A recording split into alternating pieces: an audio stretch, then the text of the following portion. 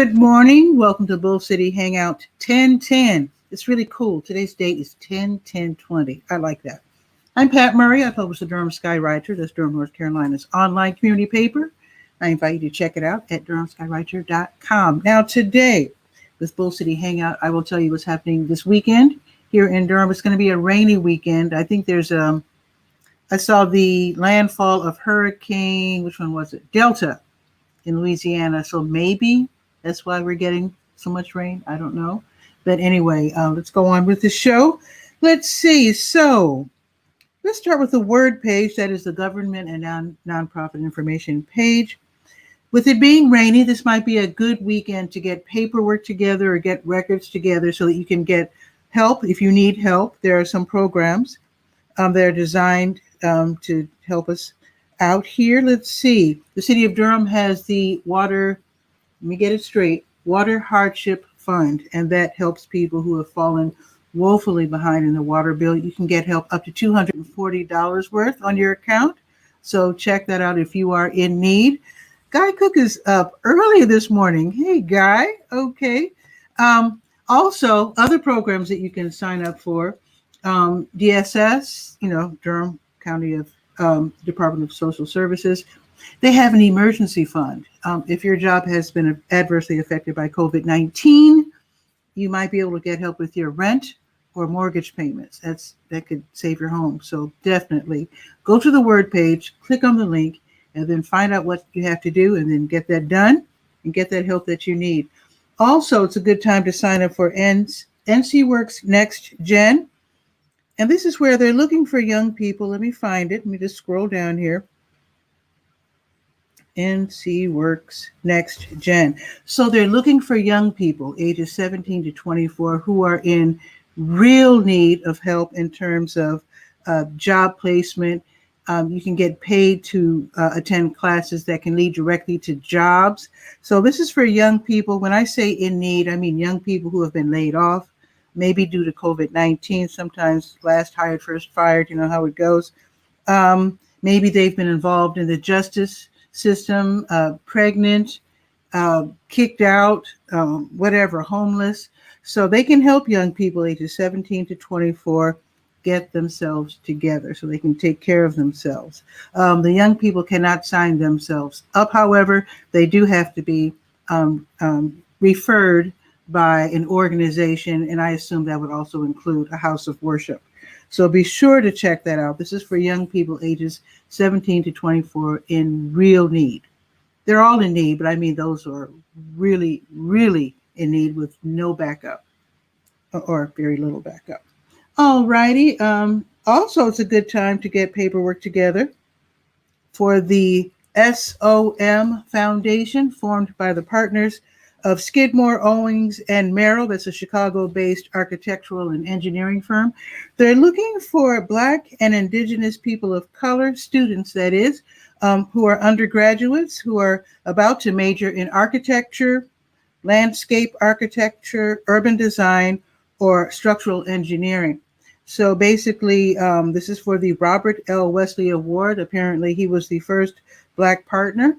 So they're giving away 3 $10,000 awards to go toward your education. The deadline to apply for this is November 9th. You've got plenty of time. So maybe with today being a rainy day, it's going to be a rainy weekend altogether. And tomorrow we're even going to get thunderstorms. So I know you'll be probably staying inside so you can get that paperwork together for that application.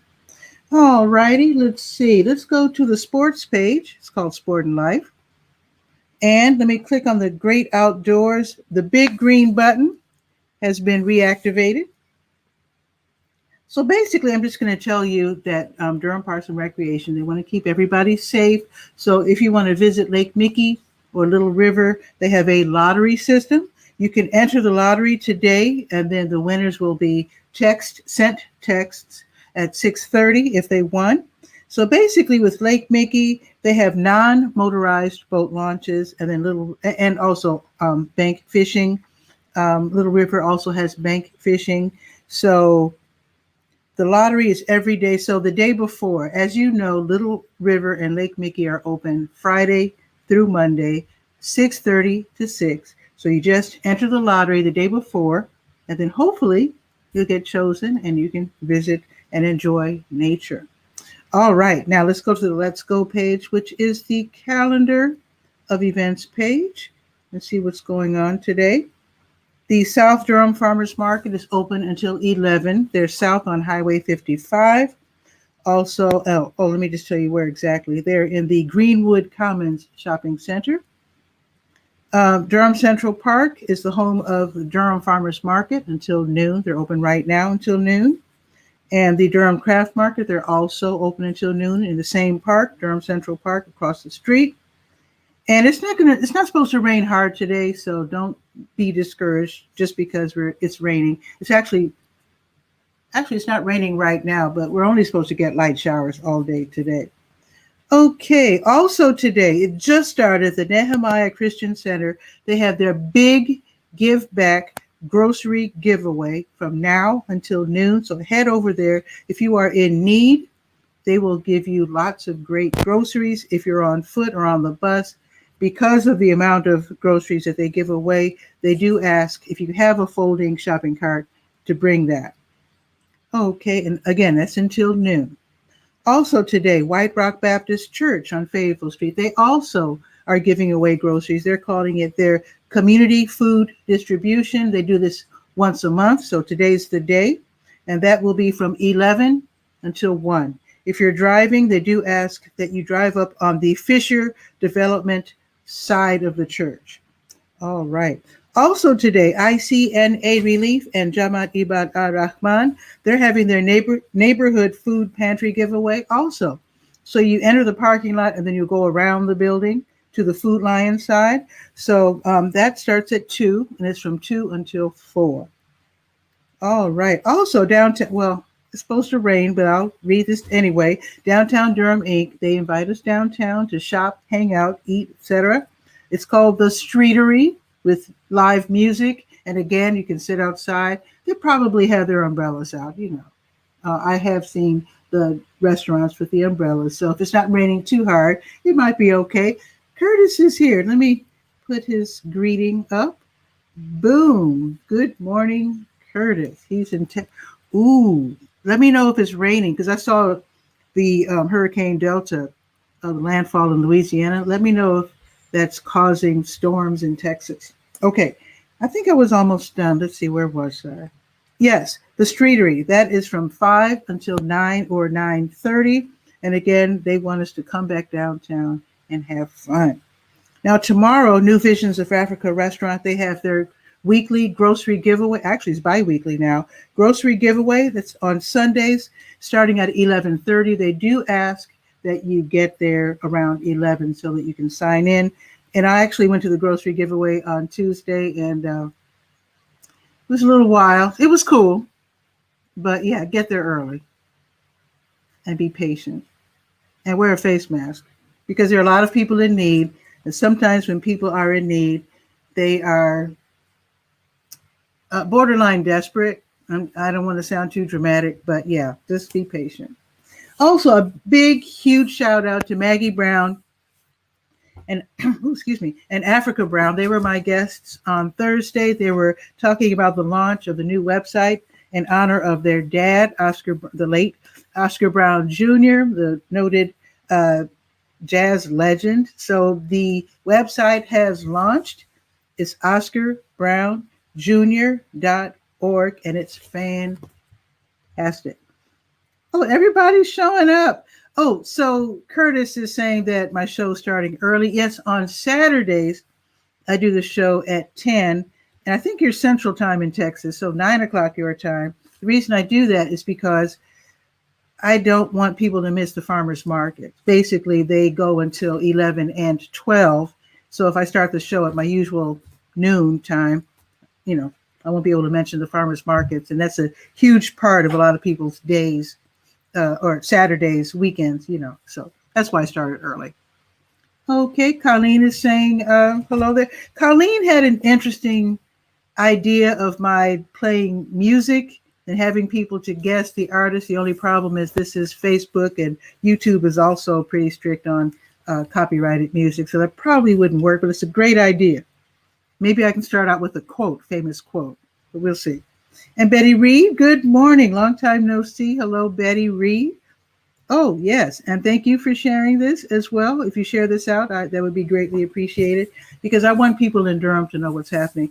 Also, Colleen is on YouTube, but she does know, and I'm going to tell you, Betty, and Curtis knows as well, that the link for joining me on camera is on the Facebook side. So you go to the Durham Skywriter Facebook page, and then you can click on the link and join me on camera. And Guy is anxiously waiting. Guy Cook from the Guy R. Cook Report, a podcast. If you are into social media, business, tech, got to check it out. So let's see what's going on with Guy R. Cook.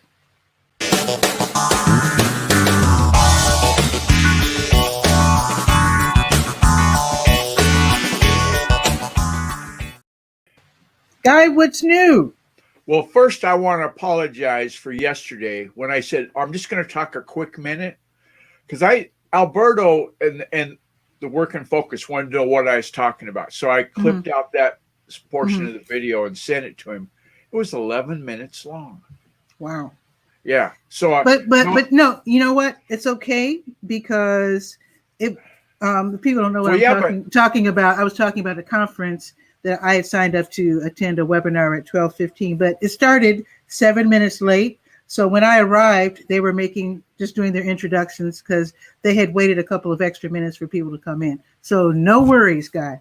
No worries. Long time ago, I taught computer classes on Vashon Island. I'm not sure. And if I say the word computer, it starts off my thing. Computer stop. I don't like those. Those things are so weird to me. Well, I've gotten over the paranoia. I try not to cuss too much. Anyway, yesterday I got an email from Pod News. I signed up for their newsletter. You get their newsletter. Okay. And it said 𝗕𝗧𝗟, DEEZER, and look it up on the link I'm going to share to you. Okay. Has added 52 countries to their distribution list. So I realize that Bull City Notes you want to have be available to the people in Durham, but there's also going to be people that are going to get pearls of wisdom or inspiration. Like I was thinking when you were talking about how it's going to rain in Durham, I was thinking, oh, thank God years ago I got one of those Filson tin hats. It's like Wilson with an F, and they make rain hats for Seattle. You know, that's got to be the champion rain hat. So definitely. I'm looking for a rain hat. I went in the sporting goods store and I said, what do you wear in the rain? Because I figured the manager's going to have the best, because he's got pick of the litter. He said, you got to get one of these Filson tin hat. The only downside, you never wash it. You wash it and you kill the water repellent capability. Oh, it must be British then, because they use that waxed cotton technique, which I think is kind of weird, because that means you can't wash your raincoats. Yeah, I don't like that idea. So anyway, in the chat, I'm going to put in the link for Pod News. This is how to add your articles or add your podcast to different feeds. Okay. Oh, okay. So let me see if I can. Instead of just singling out just the 𝗕𝗧𝗟 link, this has got everybody. Okay. So if you're a podcaster, wow. You know how I sometimes refer to them as a wrench in the internet toolbox? Add this one into slot B. This is a keeper.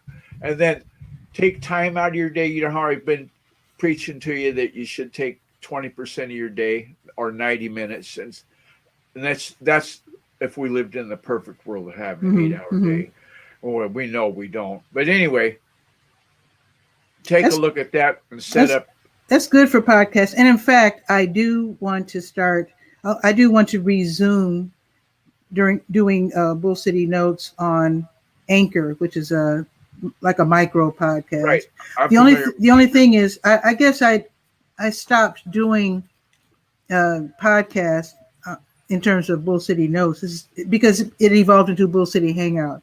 So I know that a 1 to 2 hour podcast. I know sometimes my show's 10 minutes, sometimes it's 2 hours.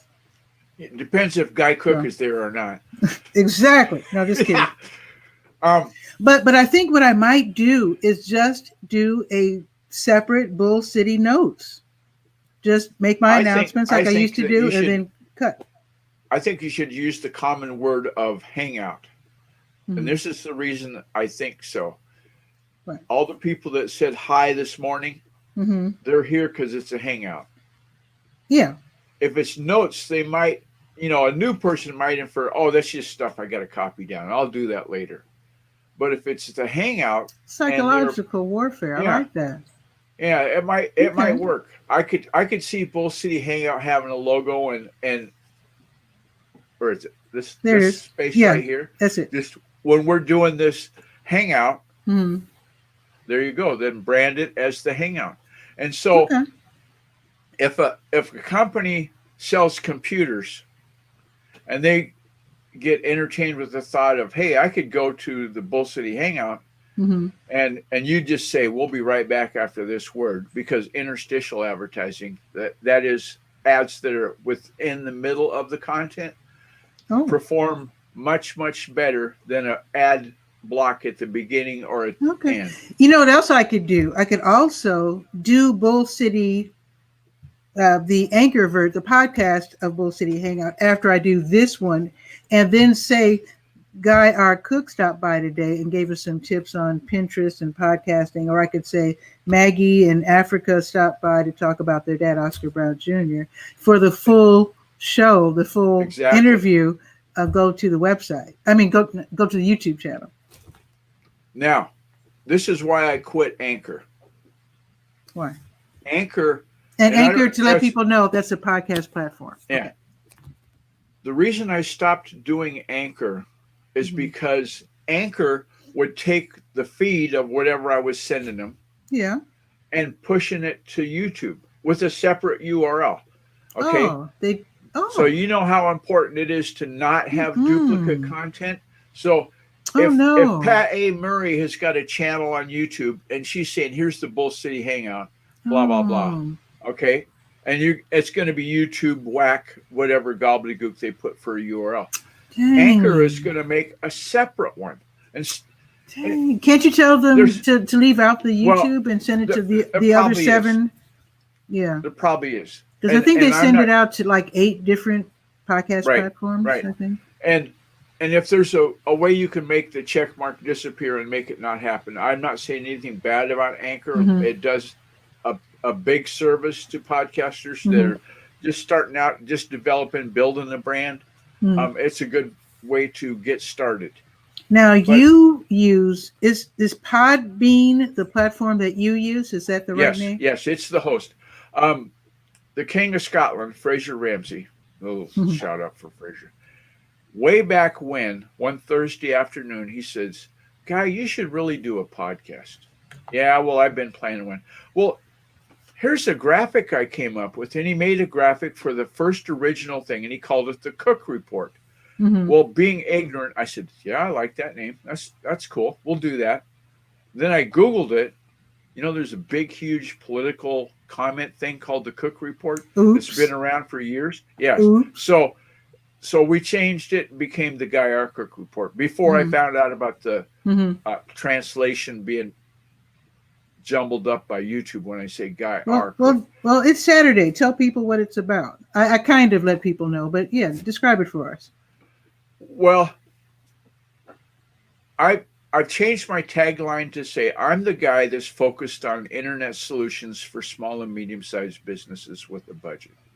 Ooh. Okay, so how about without a budget?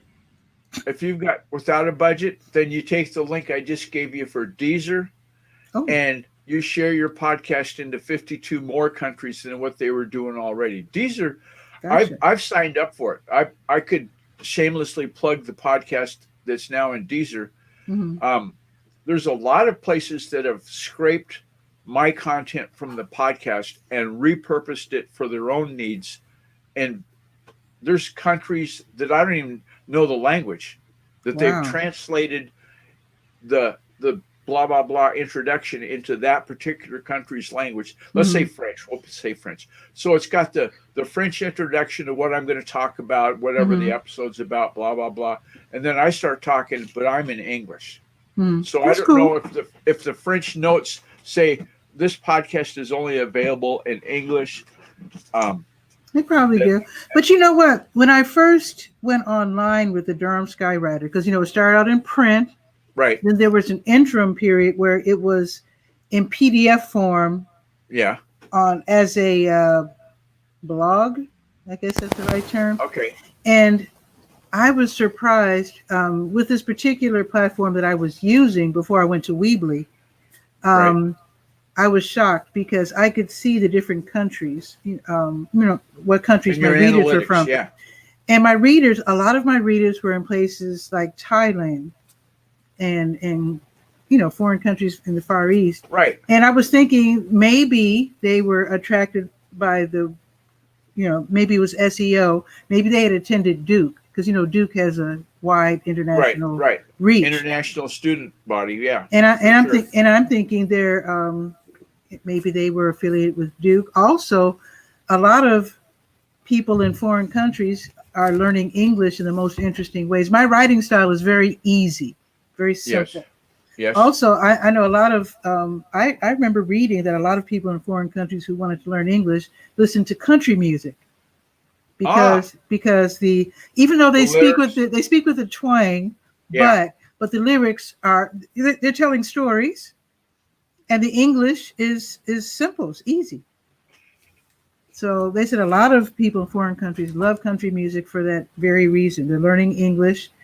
And hopefully they don't come over here talking Loch Lewis, I met a guy a couple years ago named Ivan, and he lives in, I want to say Bulgaria, but that's not right. But anyway, he learned his English from watching TV on the internet.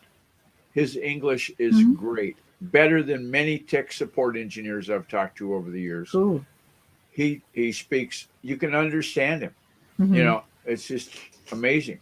I think a lot of people do that because when I was younger, I watched a lot of Spanish language TV. I can't say that I speak Spanish or anything like that. You have a good accent. But I got more familiar with Spanish by watching and Portuguese too, because I love Brazilian music.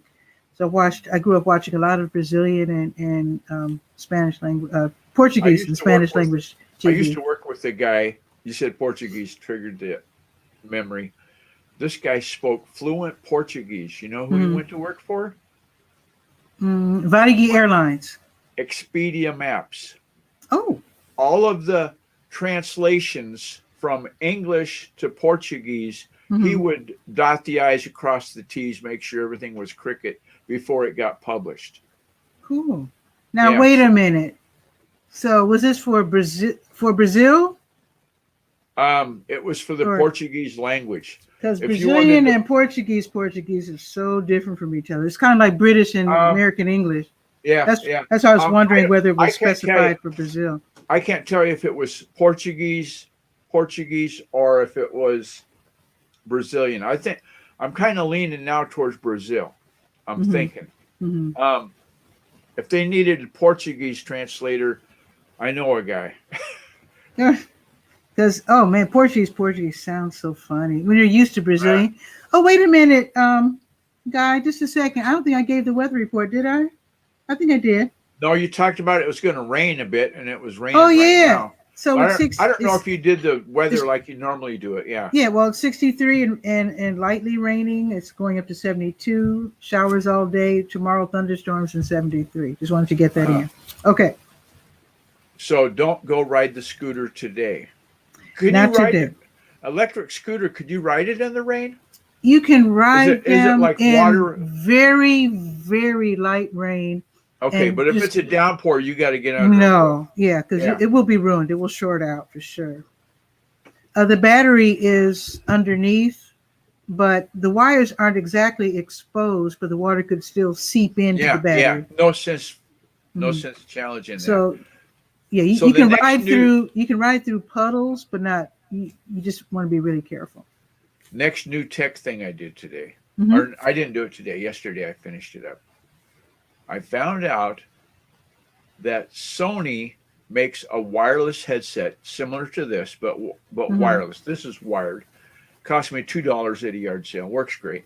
The Sony wireless headset, which normally retails for $119, I found a refurbished one, you know, where they take it apart, fix whatever got to get fixed, and then kick it out the door at Best Buy, which I normally don't shop at, but Best Buy had it for $49. And you bought it. I bought it. It came in the mail earlier than they first predicted. I'm kind of blessed in that. And I figured out how to hook it up to the audio out on the back of our Sony television. So I can get the regular channels that the TV gets, because we have a light cable channel. It's cable, and you can pick 10, like AT&T offers extra. Oh, sure. I've seen those, yeah. So those, and then I have it hooked up to the Roku, to the Amazon Fire Stick. Nice. And something else. Roku, Amazon. Yeah. And, well, Disney Plus is on the Roku. So anyway, because this old guy is hard of hearing, and if I turn the TV up to where I can hear it good in the recliner, well, I'm going to fall asleep anyway. And so I'm not sure why I have to do that. The wife is deafened. Oh, yeah. So we came up with the headset idea after I'd seen a lady that I know that's 80-some years old. She uses a headset. And that's nice that they're wireless. Yeah. There's no... So you can get up and get a snack. Oh, yeah. I tested the range yesterday. I went clear outside by the garden, clear out of the house. Wow, that's good. So I was like 2 or 3 walls and probably 40, 50 feet away from the transmitter. Okay. And it still worked. I used to have a wireless, one of the early wireless headphone sets. I think it was by Sennheiser. Yeah. And it was good. It was good. It lasted a good decade or so. I just recently threw them out. I had a headset from Turtle Beach, and it had the microphone built in, just like this one does, but this mic doesn't work. I mean, for $2, you can't expect it to be that good. They'd charged $4 if everything worked. Anyway, the Turtle Beach headset sounded so good that the lady, and I think she's in Massachusetts, and she's a video editor for some TV station or freelance, I'm not sure. Anyway, she said, "Where did you get that headset? That sounds so good." I went, well, I gave her the model. I said, you can shop. They have it at Amazon and so forth. Now, how do you charge these Sonys? Because the Sennheisers that I had, you'd hang them up on a little rack, and it would charge them as they come. It's got like a little narrow tower that's the transmitter. Okay. And on the very top of it is 2 little contacts that when you set the headset on top of it, it engages those contacts. This is technology in 2020. It turns the headset off so it charges faster. And poof, it's done. When it can't charge anymore, it knows to quit sending juice into the batteries. 2 little itty bitty batteries. Remember we talked the other day about quadruple A? Yeah. Well, these must be like triple A's and a pair of triple A's, because I figured out from looking on Google, how do you replace the batteries? Because I was thinking I'd had to replace them. And then I found out about just setting it on the tower charges it. So that's going to be neat. That's good, because not as neat as saving $70. Sometimes when I look at things, I wonder, why is it being resold? Is something wrong? Because sometimes people can't, either it's too much trouble or they can't figure something out. Well, for whatever or it's just not worth the expense. For whatever reason that a user has for getting something sent back and refurbished, and then the company, rather than just eat the loss, sells it as refurbished. Now think about this for a minute. When you're buying one brand new, it's probably going to work. But if it doesn't, somebody's got to fix it. Yeah. If you buy one that's refurbished, It's already been fixed. I've bought a couple of things refurbished, and it was well worth. I bought a Bluetooth speaker. Yeah. Perfect. Works absolutely perfectly. My expectation is that it's going to work, or they're not going to kick it out the door as refurb. Mm-hmm. You know, that's the long and the short of it. So Yeah. anyway, take a look at Deezer. I will. And I might idea. I might do that as a podcast. I might do that. Yeah, because it's easy as cake to do. Eileen Smith, our good buddy, the Digital Diva, told me a long time ago about a Windows recorder called Screencast-O-Matic. So all you have to do is you put whatever you're going to record on your screen, surround it with that recorder, click the button, and it goes 3, 2, 1, boom, it's done. It happens. Okay. Well, Anchor is very easy as well. I think I'll keep with Anchor for now, since I have an account already, and I already have a couple of shows on there. So, and it shouldn't take more than 10 minutes to do a show. Oh yeah. The Anchor feed, though, check in the settings and see if you can turn off their capability to engage with YouTube. Yes. Because I know you're going to do it. Because that's a deal breaker. If I can't stop them sending the podcast to YouTube, I will have to find another podcast platform. Oh, and I know one more link I was going to send to you. I'm looking at I have all these tabs in the browser. Oh, this will be a good one for Pat. Okay. What you got? This is the link for reporting bugs in Facebook. And I mean anything that's bugged. There was a bug that was just fixed yesterday. It lasted for a couple of weeks. Right. And it was just fixed. And that is when I announce that Bull City Hangout is going to be on the air in a half hour, I send that out on Facebook. Then I go back after the show and I backspace, get rid of that original link, and then replace it with the YouTube link so you can watch the show if you missed the broadcast, because otherwise it's just a dead space.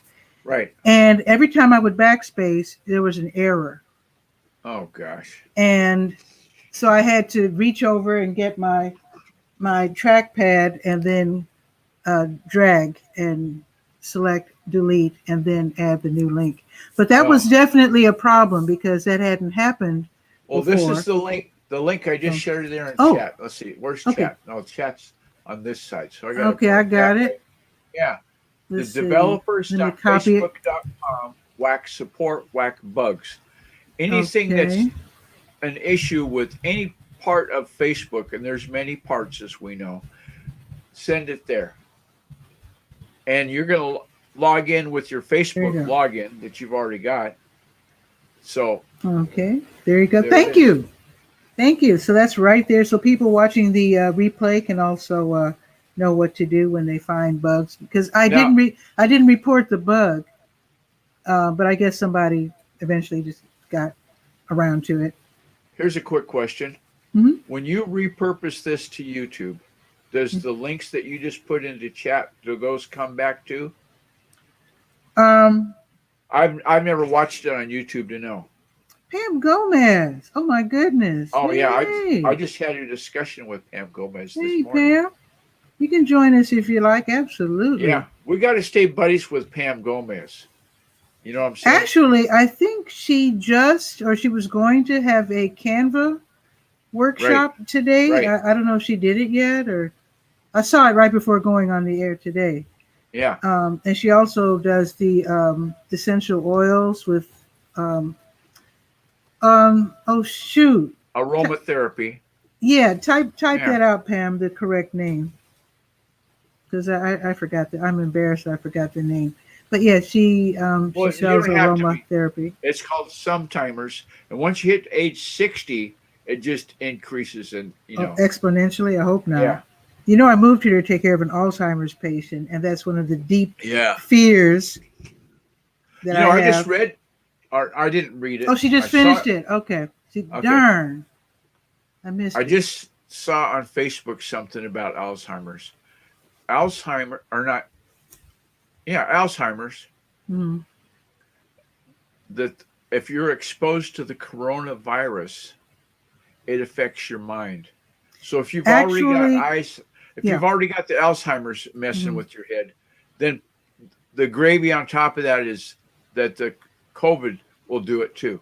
Actually, so I was reading an article when I woke up this morning. I woke up to this article on brain fog and how some people with pre-existing conditions like lupus or whatever, are finding that they can't focus and they can't work and their cognitive skills are vastly diminished. Yeah. So this stuff is nothing to play with. No, seriously, absolutely this is nothing. And the sad thing is, here's the sad thing, and maybe because it touches close to home.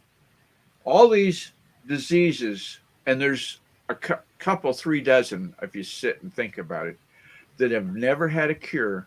We just go, well, shit happens. Pardon my French.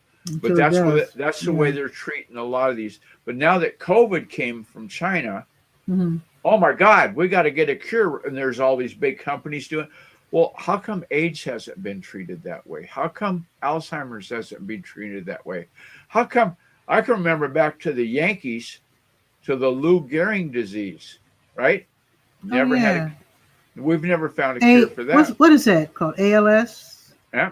ALS, yeah. Yeah, we call it Lou Gehrig because he's famous. Yeah, Lou Gehrig. Yeah. There are other diseases as well, and there are some. I was reading about orphan diseases, and I think those are diseases that are only affecting a very low percentage of the population. So the research isn't that. Yeah. Not that they don't care, but it's just that they're not expending a lot of money. I'm not going to worry about it. Yeah. So well, hopefully, I don't know.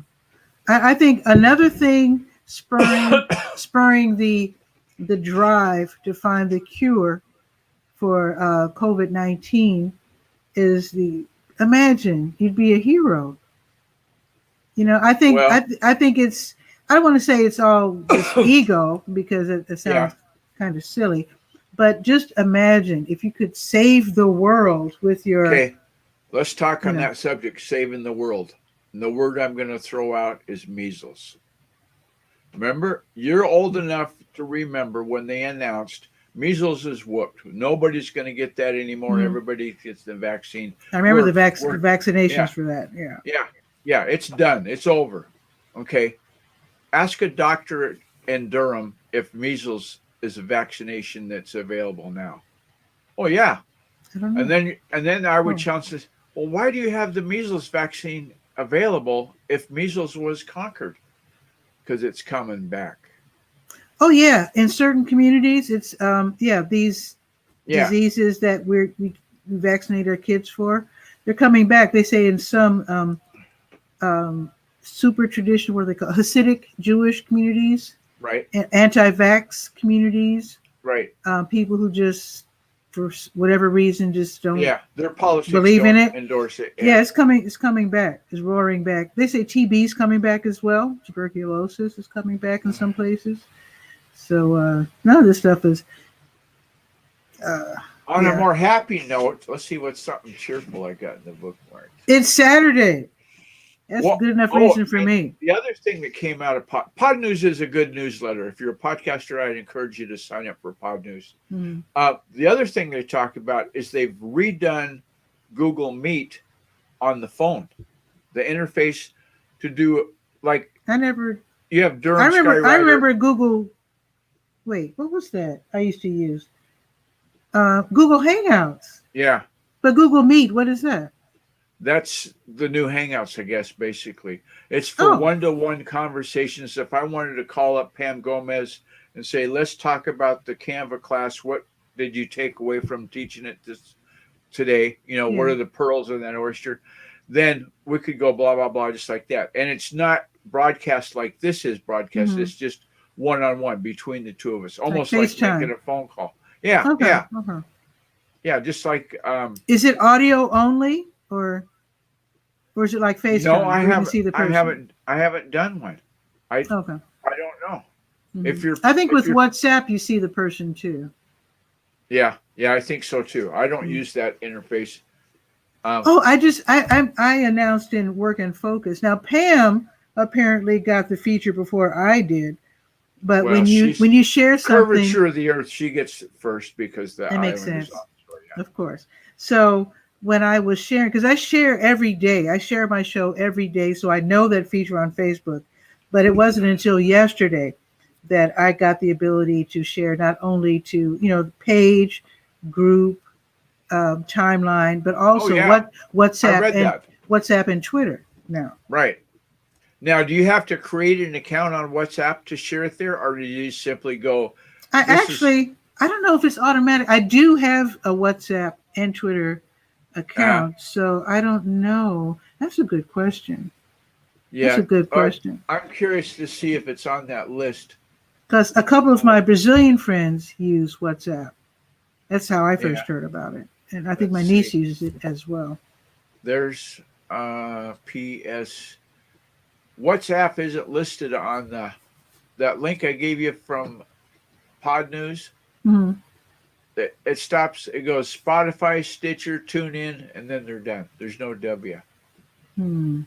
So you probably have to Google it, how to get signed up. Okay.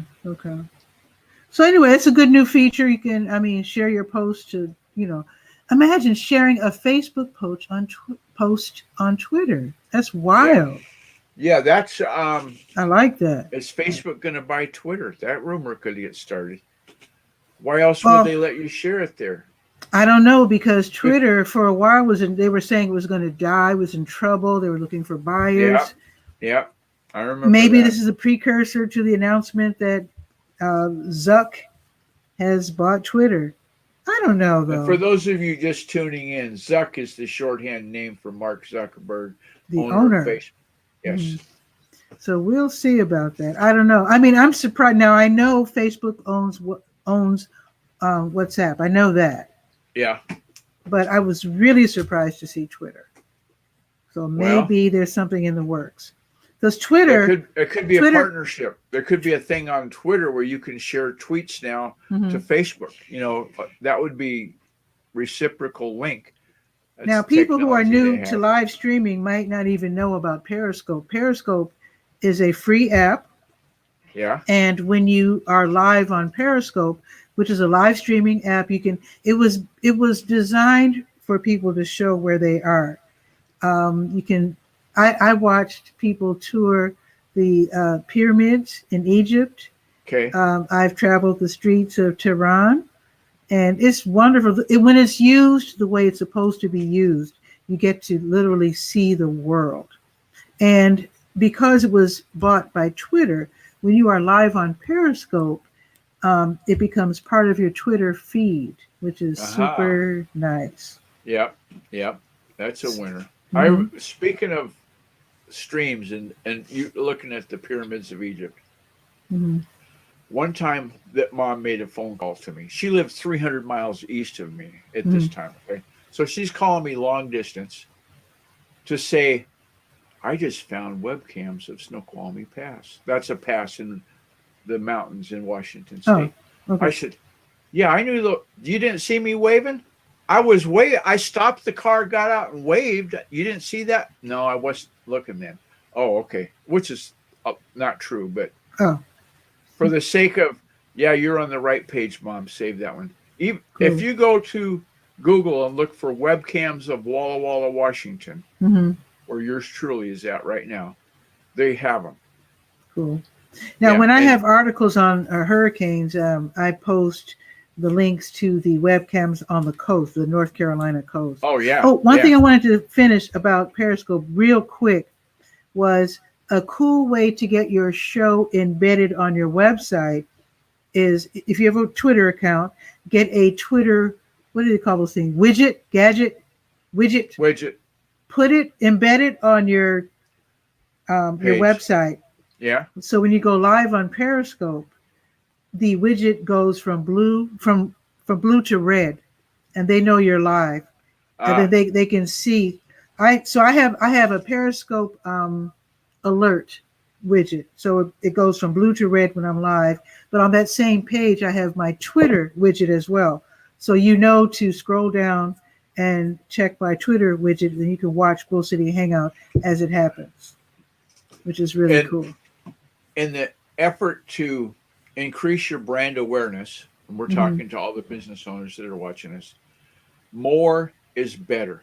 Every one of these links that we've discussed, they should be adding that to their internet toolbox. That's something I need to do, because as you increase your reach, you potentially increase your audience. The more people that you can convert and become evangelists for your brand, that's an old thing from the 90s, the greater potential for making a sale is. Because if Pam Gomez says, hey, you should watch that Bull City Hangout, it's got some pearls of wisdom in that oyster. People that know Pam Gomez, by virtue of her being already established with Tech Talk, is going to say, you know, if Pam's saying this is good, or if Eileen Smith says it's good, the number of followers that they have on the verge of those people being influencers, because we both know them to be influencers, for sure, they're going to go, well, that's got a lot more credibility than somebody I've never heard of, never known. I mean, even if it's somebody like Neil Patel or some famous brand name Guy Kawasaki, and I picked that one because his name's Guy. If they say, go listen to Bull City Durham, or Bull City Hangouts, what I'm trying to say, then we might be less inclined to do it, because that's just another time he's getting paid to say something. I'm not going to click on it. But if it's somebody that we sort of know and recognize their name, I might look at that. You know, I've looked at stuff that Guy Cook has linked before, and it's been pretty good. So I might just go check this one out too. It makes sense. Patty Murray told me about Periscope and Twitter, and so I'm going to check that out. And because I've got a Twitter account, so there you have it. Exactly. Now, Pam, if she's still here, if you're still here, Pam, I invite you to join us. If you don't want to join us now, then join me on Bull City Hangout. Then maybe before your next workshop, and then you can talk about it, get some hype up, and then you can share the broadcast out. Because what I did, I posted my interview with Maggie Brown and Africa Brown about their dad's new website, OscarBrownJr.org. So I actually posted it on the Hyde Park, that's the neighborhood on the south side of Chicago, and also on the Kenwood Academy. That community is they're gonna know who that guy is. Yeah. Yeah. So I said, the first part, of course, my announcements about Durham doesn't mean, that doesn't mean anything in Chicago. So I said, just skip to 1816 to see Maggie in Africa. And if they want to see me, because after I did attend Kenwood and I did live in Hyde Park, and I know a lot of people on those, in those groups, of course, they want to see what I'm up to, they can watch the whole thing. But the cool thing is it's slick. When you're on a show like this, you can share it on other, with other groups, other platforms. And then again, you can, if you know how to edit, you can just slice me out of the picture completely and then just start with your interview. Or you could take a 30-second snag of the video, which I'm just now thought of doing. Bull City Hangout. Here's a slice of the pie that we did today. Instagram. If you want to see more, then click this link, and then we'll have a link to the full deal. Good one. Good one. Eileen's here. Speaking of Eileen, we were just talking about Eileen. She must have heard us. She's probably got a filter, knowing how much tech she's got. Somebody said Eileen Smith, and so the bells started ringing. Exactly. Well, hello, Eileen. So how affected is Philadelphia going to be by this big, huge storm that's hitting New Orleans? Because they're saying it's going to go north. After it gets done, it's going to hit me first, then. Yeah, it gets done dumping the rain and the wind and everything. So Eileen, that's a good question. She wants to know what page is the Twitter widget. It is on the Neighbor Goodies page. And actually what I need to do is to put it on more than one page. But right now it's on the Neighbor Goodies page. Yeah, I did that with the Route 6 tour. Somebody said, I can't find the donation page. How do I make a donation? Ooh, when they're asking that, let them know. So I went into the code and I've been working on this for a couple of decades. Okay. Went into the code, did a find and replace, and I now have the PayPal donate button on every single page in the site. Nice. I'm going to do that too. You know, if it's a map of communities in Pennsylvania or if it's California, it doesn't matter. That button is on the same position. That makes sense. Now they're going to be getting rain in Philly. Now, speaking of Eileen again, and Eileen, feel free to come to the Durham Skywriter Facebook page and join us if you like, because the link is right there. But here's the thing. I was attending a conference this week. Yeah. And it was all about journalism and audience building and this and that. And so I was telling them about my challenges. You know, I hadn't been receiving ad revenue because of COVID-19. Yeah. And they told me something that, and Eileen saying it made her open Periscope. Well, I'm not live. Well, I am live now on Periscope. Wait a minute. So it should be, let me know if you see me on the Neighbor Goodies page and the Twitter. Yeah, let me know. Eileen is saying it's making her open Periscope, though. Interesting. But Eileen told me this ages ago, and I did do it actually and didn't promote it.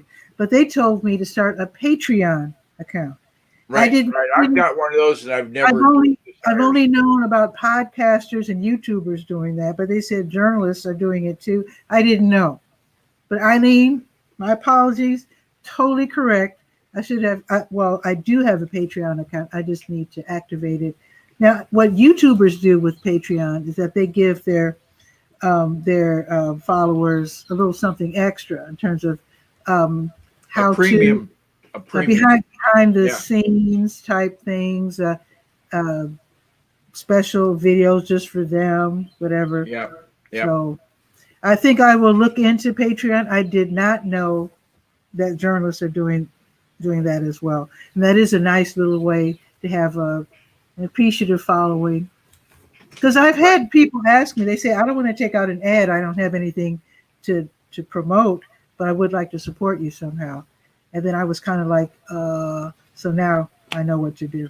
Patreon. I used to sit on a thing in the coast in Bremerton. It was the Olympic College Computer Information Systems Advisory Panel. Big hung title. And I was there because I was the owner of a business in the community, right? So your word of journalism triggered this thought. The class they taught journalism to at the community college, to your school, nothing about computers. I said, I think this is what's broken. I said, you're teaching them how to do everything for a print media, but nothing about taking it to the next level and making that information available online. There is now an online version of the student newspaper. And okay, guys. I think I had a part in planting that seed. And because I mean, if somebody's looking to have a job at a newspaper, like if they're going to work at the Durham Herald or whatever it's called, they're going to ask, do you got any computer skills? Because every time that you write up an obituary, because the new guys always get that job, right? Okay. Every time you write one up, then you're going to have to put it online to our website. And if they don't know how to do that, they can go right back to the high school or the college or whatever learning institution taught them to be a journalist and said, well, you know what, guys, you gave me half the deck of cards that I have to be playing with. So there you have it. I think that more and more with COVID, it's going to make more and more of the jobs that we took for granted doing because we could go out and do them are now becoming digital. Look at how many places have curbside pickup of their groceries or curbside pickup of meals. They're delivering now. They don't have a drive-up window, then they bring it out to your car and hand it to you. I've seen that too. That is something that just happened this year.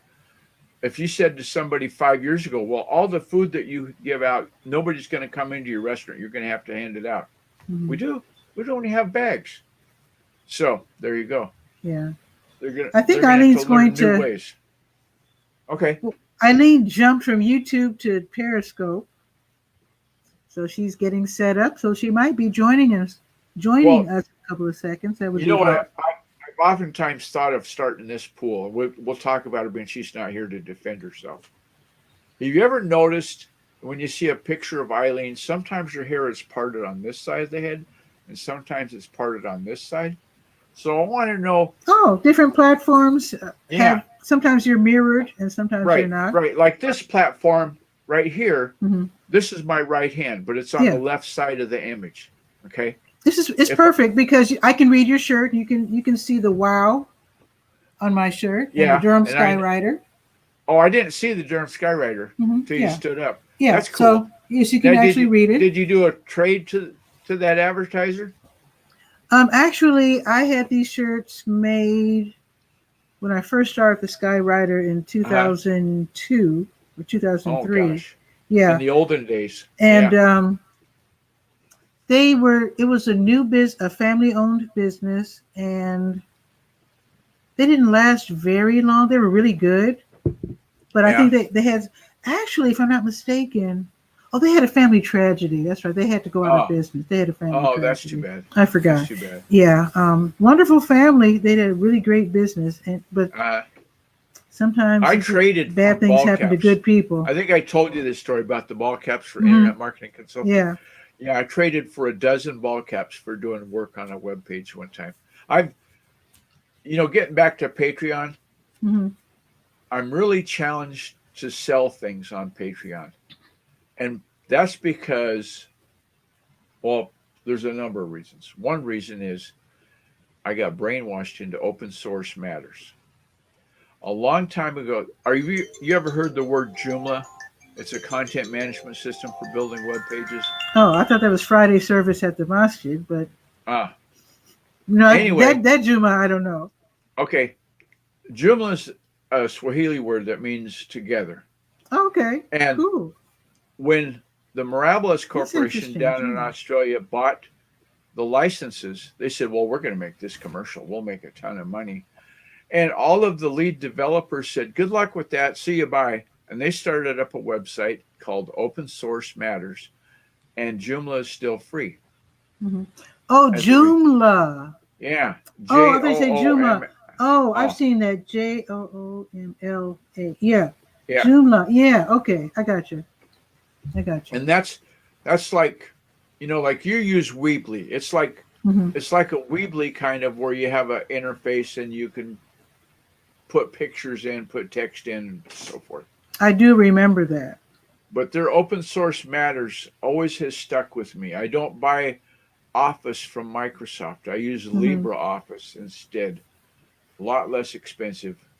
Well, because you deal with tech, you could probably come up with some workbook ideas. For example, I wanted to mention, I forgot to mention, today's the last day of the mental and emotional wellness series. Oh, yeah. It's listed on the health page. It starts at in 1 hour, starts at noon. Yeah, Nakikia Wilson has been promoting that and directing that. She's doing a wonderful job. And Nakikia should brag. She's the only person with that name in the history of the world. I don't remember ever hearing that name before.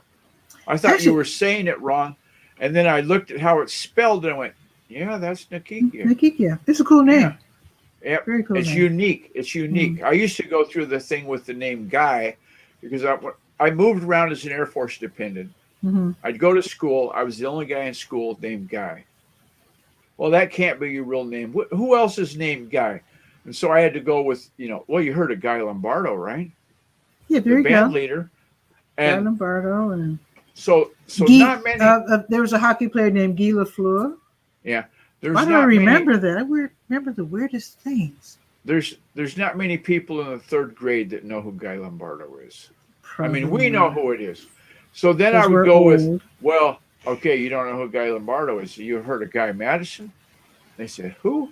Oh, he's a Western star. He's right up there with Roy Rogers and all those. Oh, well, we've heard of Roy Rogers. So that's how I kind of limped along. What is anybody named Dude? Dude. A name dude? A guy. I wonder if there are any guys named Dude. I used to go by that nickname, Dude. But that's another story. So the first day of school in 9th grade, there's people. I'm waiting, right? Because a new kid in school, you get, what's your name, guy? Oh, and they just walk away. Like, I was waiting for the, oh, what's your real name stuff that I was getting all my life. Never happened. So then I said, how come nobody is wondering about the name Guy? Well, there's like, you're the fourth one we know of in Walla Walla. See? No big deal. I'm sorry. Because of the Italian community. That's what. Oh my goodness. We are being graced by the presence of Iylean Smith. Let's see what's going on with Iylean. In fact, let me give her a proper welcome.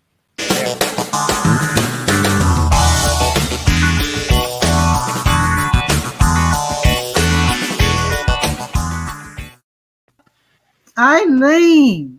Hello. Hey. How are you, Iylean? I'm good. How are you guys? Doing great. I'm marveling that you're wearing pink. That's Mom's favorite color. Oh, my condolences about your mom, Guy. Oh, yeah. Thank you. So sorry to hear that. Rest in peace. Yeah. I was telling a story about Mom when she found out about webcams on the internet years ago, and she called me long distance. She lived 300 miles east of me in a whole different area code. So it was long distance she had to pay for to tell me that she found webcams of the past. Anyway. So do you still have Super Cute Saturday, Iylean? That's where I just came from. Okay, there you go. Saturday. Just got it done. There you go. And people might say, oh, who's Iylean Smith? Or Iylean. Who's Iylean Smith? Oh, God. Who's Iylean Smith? Now, seriously, the tutorials alone speak volumes. If there's anything having to do with social media platforms, she's already experimenting. Yeah. Yeah, because you use this view that cuts everybody like. Well, I could also do this. Yeah. Wait till she gets it tweaked, Pat, and then change it. Nope, that's okay. I got a zoom and pan. I'm using my Ecamm Live virtual cam. I just experimented with Ecamm with Alice Fuller just yesterday. She was saying that there's new features that she has the beta apparently, and she wanted. And I know you are also a beta user as well. Yeah, so we were, goofing around with Ecamm, looking at all the different ways to move people around, picture in picture, making them round, making them square and rectangle, and all that kind of stuff. Yeah. Ecamm, actually, she was very impressed. I actually was too. And another thing about Ecamm, the reason why I'm with StreamYard today, I had actually bought the package. That's not the right term for Ecamm, but Skype was a deal breaker for me. But apparently you don't need Skype for Ecamm now. Skype no more. Yay. Hated Skype. Yeah, that's why I'm with StreamYard now, because I couldn't deal with Skype. But yeah, Ecamm looks impressive. Yes, you might want to take another look. I think I will. Because now that you can bring guests in with just a link, just like StreamYard. It's worth at least taking another peek at, for sure. Okay, so what I wanted to explain to you, you mentioned having the Twitter widget on your website. Yes. First of all, okay, I was on my phone. I literally was walking in the door, and I had to change my clothes because your shirt gets wet sometimes from when they wash your hair and all that stuff. I had to do all of that. Then Nikki called. And so anyway, I'm on my phone. So when I go to your website, you've got some kind of a pop-up on your website that completely blocks. Like, okay, that's number one. Then I said, well, let me go to the menu because I can see the menu navigation up at the top, the little hamburger menu. And so I go there, and then I'm like, okay. is it on? What's the difference between TV Skywriter and? Well, Durham Skywriter is the newspaper. No, one says TV and one says, oops, Whoa. video. Whoa. Sorry. Hello. I'm here. I plugged my phone in. That's why that happened. I plugged my phone in so I can show you. Tell. Oh, there you go. Look at Eileen showing off. Look at Eileen. Yeah. I wanted to show you what happens when I go. Okay, so it opens Periscope, first of all. See, this is the screen it takes you to. Get the app, open the app. It does not let you watch it. Oh, thank you. Oh. It does not let you watch the live stream on your website. But it used to. Well, yeah, Twitter keeps changing. Twitter keeps my goodness around. Okay. They did change things. Okay, I'm going to look into. Thank you. So you're welcome. So I just wanted to let you know that. Okay, so wow, I will check into that because Oh, good thing we're not in person. I almost sneezed. Okay, so let me go. Thanks again, Eileen. Let me go to your homepage. Wait, let me go back. Because this is all the scrolling around I was doing on your website. This is what happens when I go to your homepage. There you go. You click the button where it says click to see the latest issue. Oh no, see, I thought that was something I needed to subscribe to. So I tried to get that. It says click to read the current issue. I didn't read. I ain't reading. So click on that, and then it'll go to the different pages. Okay, all right, that makes a little bit more sense. But yeah, okay. Then you scroll and you see the different pictures. Here, D/V/TV Skywriter. Yeah, stay where. No. I'm just explaining to you my experience. Oh, okay. But do go back to where you were before, where it says October 2020, and scroll down. Okay. Scroll down. Those are all the different pages right there. You just click on the picture and go to the page. Okay, but remember, I don't know which page.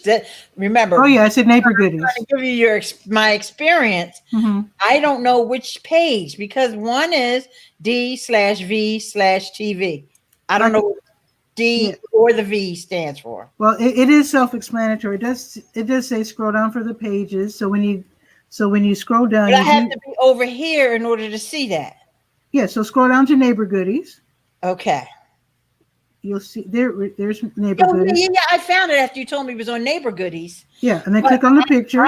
I'm going back to my experience, and I was trying to determine which one of these would the video be on. Okay. So my choices were D/V/TV Skywriter, or I know it's Durham Skywriter. I figured that's the main website. That's the one I was just at. Then I thought, well, maybe it's on video because that's where I would think the video would be embedded, but it's not there. You might have missed my saying that it was on the neighbor goodies page. That's why I was telling you. No, that was after I asked you. I did all of this before I even typed in on Periscope. Okay. Okay. Because I didn't think I thought I was gonna find it right away. Oh, okay. Okay. It's an adventure. Yes, it is an adventure. It's an adventure, so and it needs more tweaking for sure. So then I went to the blog. Mm-hmm. So it's not on there. But now I know that I would have to go to Durham Skywriter. Yes. And then I thought, okay, I have no idea which one it is. But then you told me it was neighborhood goodies. Yeah. There's actually 3 different ways to find your way around, through the different pages. Okay, great. So now I scroll down because I figure it's at the bottom, right? Mm-hmm. Okay, so here we are. It did update a little bit, okay, but you can't play it. It opens, makes you open Periscope. Yes, it makes you open Periscope. I'm not watching it on your website. So only because and even it says get the app. But I can see that we're live. Yeah. Right. Yes. So if that's what you wanted people to do, then that's fine. Yeah. Yeah. But to me, the YouTube one would be better because they would never have to leave your website. They could just stay on your website and watch it right there with YouTube. Yeah, that was a 20-second delay. Seems now with YouTube, I I guess there's a way to embed. I guess I don't know how. Oh, yeah. Underneath each YouTube, let me come back off of here. Underneath each YouTube is the embed code. I would have to do, the problem is I'd have to do that after the fact, because as I'm setting up the show, it's broadcasting to YouTube, but I don't know the URL until it's over. We got another trick for that too on YouTube. Oh, do we? You know, YouTube is the most sophisticated video platform on the planet. You know that, right? Yes. So YouTube been down that road way before Periscope was even a thing. Oh. So you have a live page. Everybody who has live streaming on YouTube has a live page.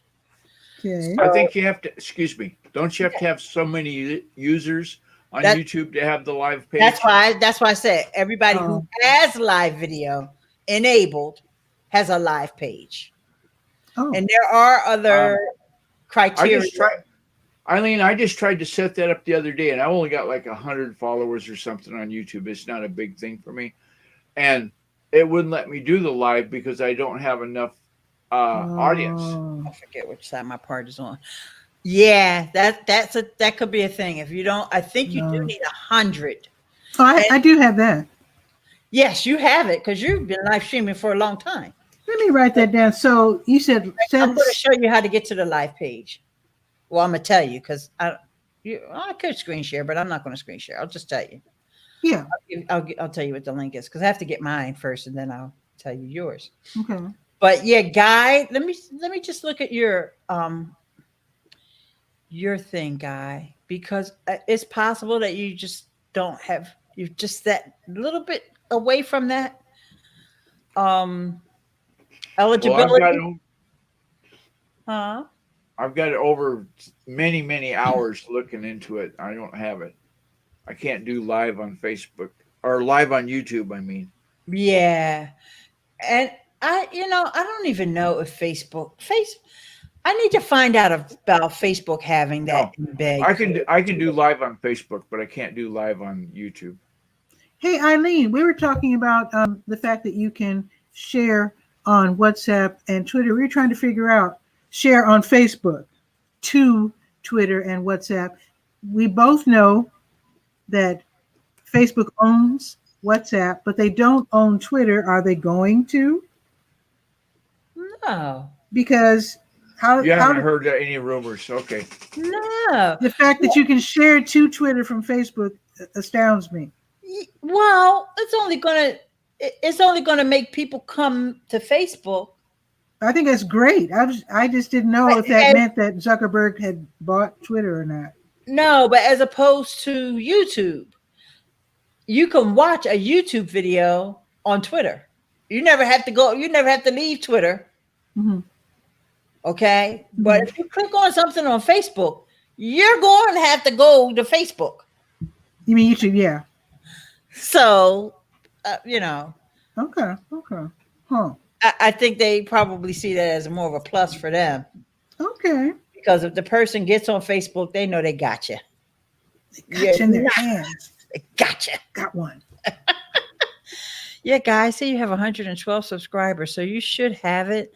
I think that right now YouTube is a little behind with rolling out things that people are eligible for, because I know when I reached my milestone and I was so anxious for YouTube stories, I lost all my gusto waiting for them to give it to me.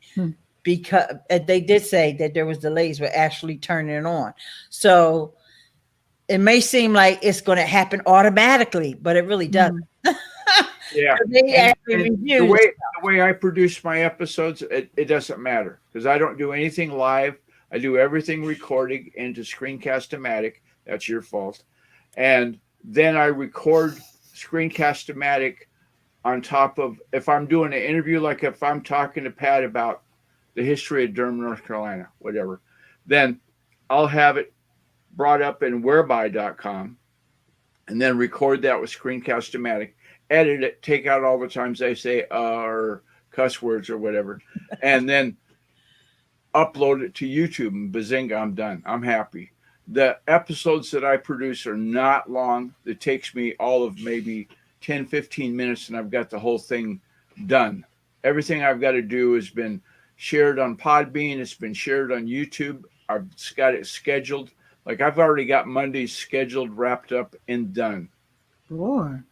Yeah. Wonderful. That's from my background working in radio. You don't do anything live in radio because back in those days, it was like bet your license. You know, if you said a cuss word when I had a radio operator's license, you're fired. That's it. We were told, and it was in the manual, no cussing until 10 p.m. Yeah, yeah. There was no cussing anytime. Yeah. I mean, I was that late because they make you get up super early in the morning, right? Yeah, I had to go take a test to get that license. So it wasn't free either. It was like now I think to be a disc jockey working at a radio station as an announcer, you have to know how to write your name. I don't think it's any kind of hurdles at all other than they like you.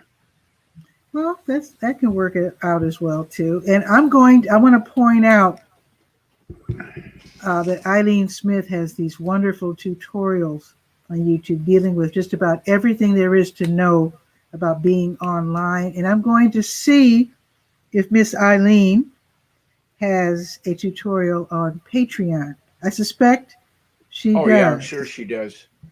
Yeah. It may be a little outdated at this point because it's probably like 2 to 3 years old. You can be outdated in 15 minutes. I quit dying to do stuff that, this is the way it is. I just say, this is the way it is today on October the 10th. If it changes tomorrow, it's not my fault. Well, I do notice that some people with tutorials are now putting the year. They're saying, what's new with Twitter 2020 or how to use Canva 2020. And I appreciate that because I'll skip the ones that say like 2017 or whatever. But yeah, okay. So here's the deal. YouTube makes changes. So here's the deal. If you were right now to look up at the top of your StreamYard and you have your little icon, Pat, this only you can see this, right? And there's a drop down menu with all the places that you're live on, right? Facebook, YouTube, Periscope. Okay. If you click on the YouTube one, you'll see at the bottom it says view on YouTube, which will give you the link. So now don't click on that now. Don't click on that now. I mean, I want you to see it, but I don't want you to click on view on YouTube. Okay. I want you to see that you can see view on YouTube. Okay. I don't know if I have the nerve to do that. So it's safe to do. Yeah, all you have to do is just click on the little. It says you are live, edit, remove, view on YouTube. View on YouTube. So when it's a done deal, that's the URL that will still be cast in stone then, right? Right.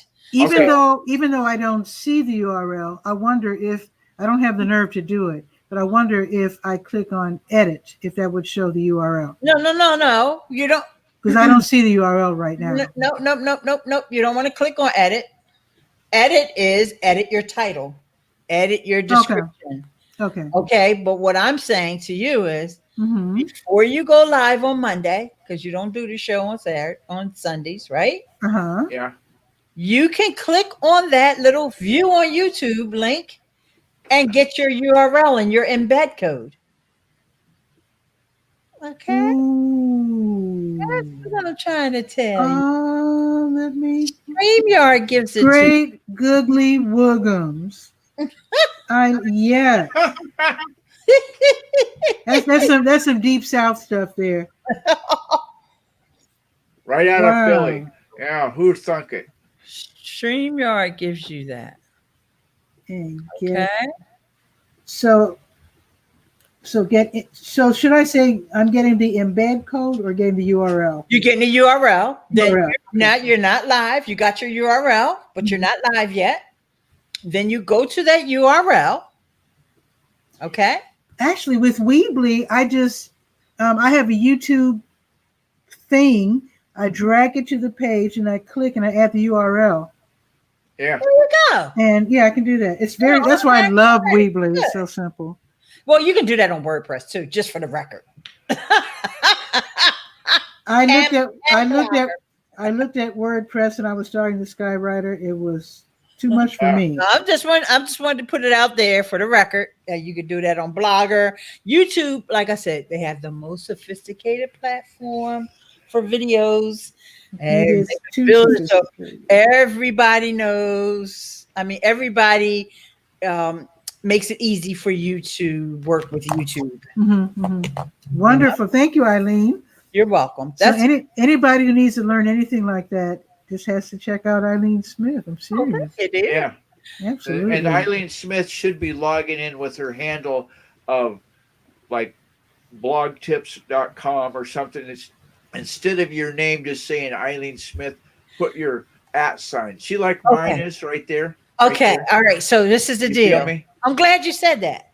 Yeah. But brand awareness. This is intentional. I'll tell you why. Okay. Number one, I have a website, eileensmith.com. Okay. Number two, on YouTube, I am Eileen Smith. Okay. Number three, on Twitter, I'm Eileen. On Facebook, I'm Eileen. But that's why I don't have the same handle on every site. This is why. That's why I put both names down there, and the person just has to search for me. I'm sorry. This is why I invite people after the show to, since I do tag them, I invite people to add their information after the fact, after the show, at their leisure, to the comments. Cool. On Facebook, right? Yeah. Okay. Or YouTube as well. Even though the comments will disappear, the comments that you made while you were on YouTube will disappear, but you can always go back to Bull City Hangout 1010. You can type that out and it'll pop right up. And then you can just add to the comments, oh, by the way, check out my tutorials, Although I think on YouTube you cannot list URLs. In the comments. In the comments. Yeah. Okay. But you can tell people where to find you. And that lends itself right back to an email newsletter. The difference between an email newsletter and all this other stuff is you own the content. You make the rules on the email newsletter. And if you want to put a URL in there, a uniform resource locator, bazinga, you do it. And you don't have to worry about Facebook saying, well, we don't like this URL. Or I agree. But actually, YouTube does give you the control to say that URLs are not allowed in the comments or they are allowed in the comments. Okay, cool. Yes, URLs are allowed in the comments on YouTube. Now, in the live chat, there you have to be a moderator. You have to make somebody a moderator, and then the URLs will work. But in the comments of the video, you have a control over that under your moderation under your YouTube channel. Geez, I need to do a little tutorial on that stuff. Yes, please. Please. Commenting versus chatting. And if you could do a little something newer for Patreon, that would be, because people are just now. See, the conference I attended, actually it's not over. It resumes on Tuesday. What's the name of it? The Online News Association. It's the one that I went to last year in New Orleans. Oh, okay. And so it's online this year. But here's the thing, Eileen and Guy. There are a lot of, that's why the conference is on for this year. A lot of journalists are trying to navigate this space, whereas they're in print and they're just now figuring out what to do with social media. A lot of them are realizing, because again, lost revenue.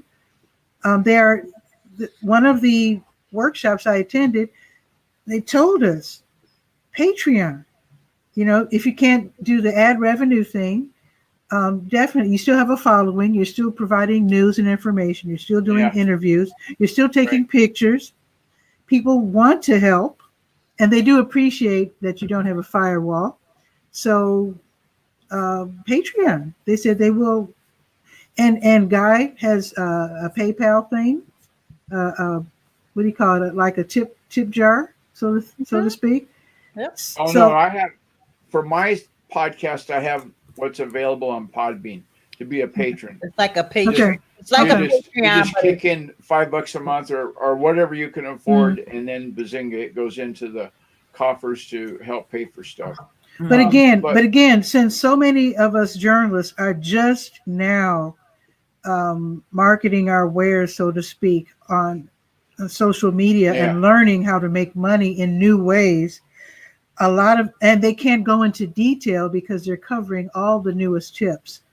So someone popping up on YouTube with how to use Patreon, even how to use Patreon for journalists or whatever, 2020, you get 1 million views, I'm sure, right away, because they're all trying to figure out how to stay afloat. Yeah. I'm not the only one that took a kick in the pants regarding ad revenue. I'm certainly not the only one. All of them are suffering. You wouldn't believe the number of people who are learning about TikTok all of a sudden. Washington Post is killing it. In fact, the guy who does the TikTok videos for Washington Post, he made a presentation because people are trying to figure out how to get out there. Yeah. And that's a lot of why I shared that link with you about adding your podcast to all those different places like Deezer, etc. They're also encouraging people to do podcasts. Mm-hmm. Yeah, you can't ignore 52 countries. Mm-hmm. Okay. For sure.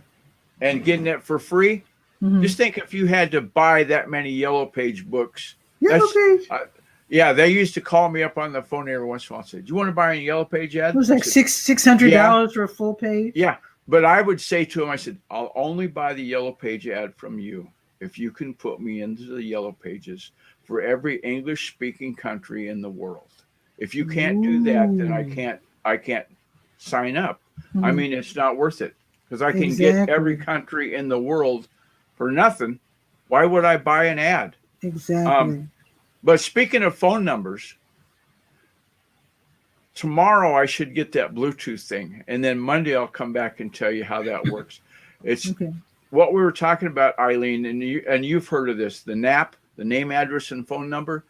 If your contact information is clickable, like if you're saying email me and you can click on the email address and it goes bazinga right to your email client, that's going to give you a lot more gas in the tank in SEO land than just having a graphic image of, well, my email address is eileen@eileensmith.com.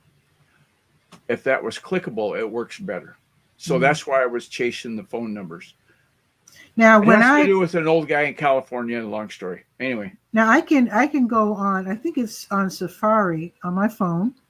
And if I'm going to stop by Chicken Hut, they advertise with me, and also I buy food and tea from them. And so I can just type, of course I could also check my contacts, but sometimes I just type out Chicken Hut, and I love how it shows up at the side of the page. And then it says phone number. I click on the icon of the phone and it rings. I love that. Pat, in 2020, you get the Google Assistant. Watch. You pick up the phone. You make sure it's lit up. You say, call Chicken Hut? Okay, Google. Call the closest restaurant near me. Oh, what? You've got a few options. Oh. Which do you want? Man. Chicken Hut. I don't have Chicken Hut. We're in Walla Walla. I can call the Stone Hut Bar and Grill. No. It started dialing. Okay, wait. So that's with Google what? Google Assistant. To launch it, you say, okay, Google. Does everybody have that? I don't know about on the Apple. I know you just got to install the app. I know that you just go. Some results from the web. Oh gosh, now I've said you just got to install the app. But I'm just showing you here. I searched for Patreon, And so I did a 17-minute quick introduction to Patreon. I believe this was in 2017. Yeah. And then I did an hour and 45 minutes. I wouldn't be surprised if you came and joined me on this video, Pat. Look, I'm just looking. Wait, one of you guys was here. Wait, who? No, you. Oh, Pam. Pam was on here with me. Cool.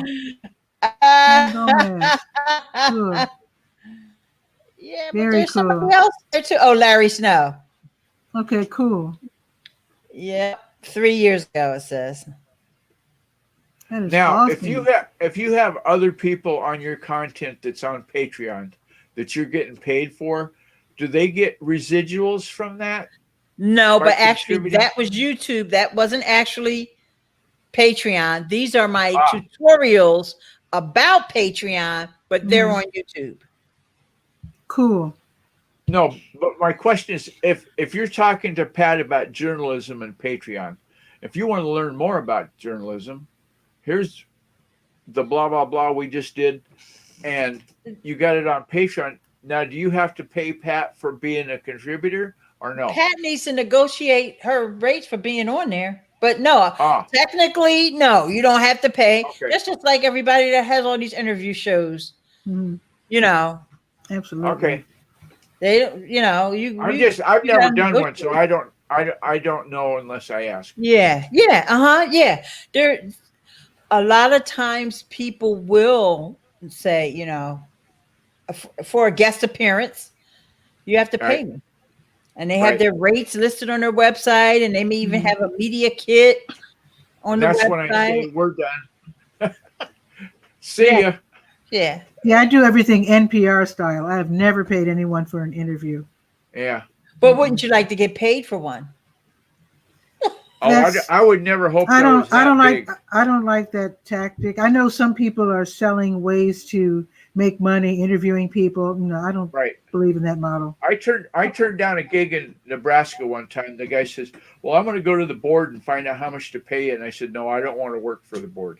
I don't because as soon as they're paying me, that obligates me to some level of what they determine to be my commitment." Yeah. Right. Now, and I would that's accept. When you start getting phone calls at 4 a.m. and oh God. I would accept if someone said, "I would like for you to interview this particular jazz artist or whatever for my website because I'm not comfortable in front of the camera and you know the terminology and you're a musician and this would work." I would do that. I mean, if it were a friend, of course I'd do it for free. But if like an organization, a jazz organization said, "We would like for you to interview Ron Carter or somebody," then I would accept pay for that. Okay. So you got your terms and conditions. You know, if everything's right, all the parameters are, there and to your it would be a special case, but again, when it comes to interviewing, I really, really prefer the NPR open license approach, where the host, actually they're on staff, of course they're getting paid to do their job, but for the most part, you're not paying the person who's the guest on your show. And I do agree, I love the idea of underwriting. So eventually, I would like to get to the point where my advertisers pay extra for mentions on my show, or if some city department or whatever wanted to underwrite a particular show about this or that. Sure. Like this particular show. Well, it sounds like to me, you'll take money from companies, but not so much individuals. No, she's talking about, are you talking about? If it's an entity that's ready to pay you, like I prefer an organization, but if it's just Guy Cook, you're like, no, Guy, you ain't got to pay me. No, but what she's saying, if I had, let's say that I had a Cafe Inc. make a Guy Cook coffee mug, and see on the shelf behind her on the wall, there's that glass pitcher, and instead of that glass pitcher, there's a Guy Cook coffee mug, and you can see it. My name is going to be out there. That's the product whole time. placement. Yeah. And that's something like when you're watching a movie and the movie star picks up a can of Coca-Cola and you can see the Coca-Cola logo. They pay for that. Yeah. Versus they pick up a red can of some soft drink and you see the masking tape up around it because they've covered up the logo. Because they don't have the product placement. That would be something to explore. Blurry. Because if you've got the visibility, your brand is out there, and the Bull City Hangout, that could be a good one. So I was actually describing two separate scenarios. Thank you. Scenarios. That's the word of the day, scenario. So interviewing someone for pay would be the same as my making a video, taking pictures, or DJing. It would be a freelance interview job. In terms of the underwriting, of course, I would love it if I had a health-oriented topic sponsored by the Durham County Department of Public Health. That would also be paid, but it would be my show, but it would be as if they were advertising on it and sponsoring the show. So they would pay me a certain amount. Maybe they would even ask me to interview a couple of their doctors or clinicians or whatever and say, could you, we'd like for you to interview this person on breast cancer because it's Breast Cancer Awareness Month, which it is actually. Then it would be a sponsored show. So like a special edition. I've watched YouTube videos where very often the people just do their show and there's no sponsorships, and they'll say, this show is sponsored by Squarespace. And that's because Squarespace has paid for that particular show, or they have taken them on as, there you go, or they have taken them on as a client for a certain number of broadcasts. I tried to match your green. That's too bright. Yes, it's a mental health or mental health awareness day. It's actually Breast Cancer Awareness Month. But today is Mental Health Awareness Day. Oh, okay. Yeah. It's the and when last. you said that, it reminded me because I already thinking about it this morning. Awesome. Yeah, awesome. That's the one that. Oh gosh. And it has a green ribbon. In fact, like when you do the hashtag. Let me see if I can find it. When you do hashtag mental health, Twitter will add the green. That's another thing. They told me I need to start using hashtags. You're not using hashtags? Mental health awareness. Mental health. That's going to be 10 minutes in timeout for no hashtags. Well, yeah, I took extensive notes. I must have attended half a dozen classes this week, and hopefully half a dozen more classes next week. I'm learning a lot. Do you know how to register your hashtags? No, they told me actually to use a hashtag that is in use. They say don't follow trends and don't try to match trends as a news outlet, but instead, in my case, to use a hashtag that is geographical in nature. So hashtag Durham NC, but not like hashtag laundry soap, trend or whatever. Yeah. So they say you can get lost following trends that are popular, like drinking tons of water or eating things that you shouldn't, those crazy trends. Oh, are you showing us something? So yes, actually. Whoa, what happened to Guy dropped out. Oh no. So when you do the hashtag World Mental Health Day, Twitter automatically adds a green ribbon there. Oh. I know it's small, but you can't zoom in on a tweet. Yeah, I understand. Yeah, so it's World Mental Health Day. I couldn't remember if it was national or international, but it's not. It's not even one. It's World Mental Health Day. Awesome. So as a matter of fact, let me change my banner. World. Very cool. Yeah.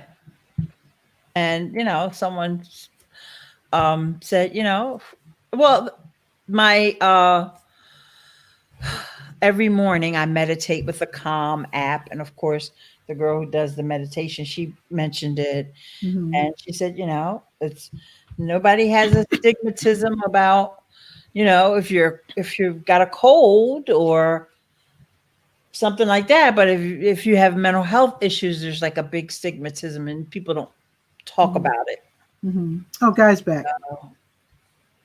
I think it's a good idea. Those guys that use tech all the time, they got to make sure that when they go do a search for the hashtag Pat A. Murray, that they're not in the active browser window that's happening in StreamYard. So I hung up on myself, basically. Oh, I wanted to ask another question. I see your backdrop, Eileen. And when we were... My backdrop? You mean just my wall? Yeah. But here's the thing. Did you know? Now, I know you know. But it was so exciting to see that with the new eCam, that you can control the other person's green screen. So if they have a green screen, you can put them on the beach. You can put them in Paris, France. Yep. Very cool. It can be cool, but if you're not a trusted person, you could really mess with somebody. Well, you're not going to go on anybody's show. Well, put them in the doghouse. They have to have the green screen. So me as the guest, I got to have a green screen so that right off the bat, I must trust you. I'm coming on your show with a green screen, right? Yeah. But just know, if they have eCam, they could take your places. Now, one thing that sort of concerns me, and we'll see how it goes with the other beta testers right now. But this is also something that happens with StreamYard. StreamYard handles this the opposite way, and eCam handles it the opposite way. Okay. And that is that link that you give your guests. StreamYard changes the link. And a lot of people complain about that.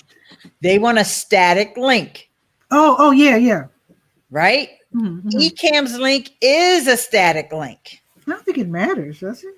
Yes, it does. Because let's just say you give me and Guy your link, right? It's a static link.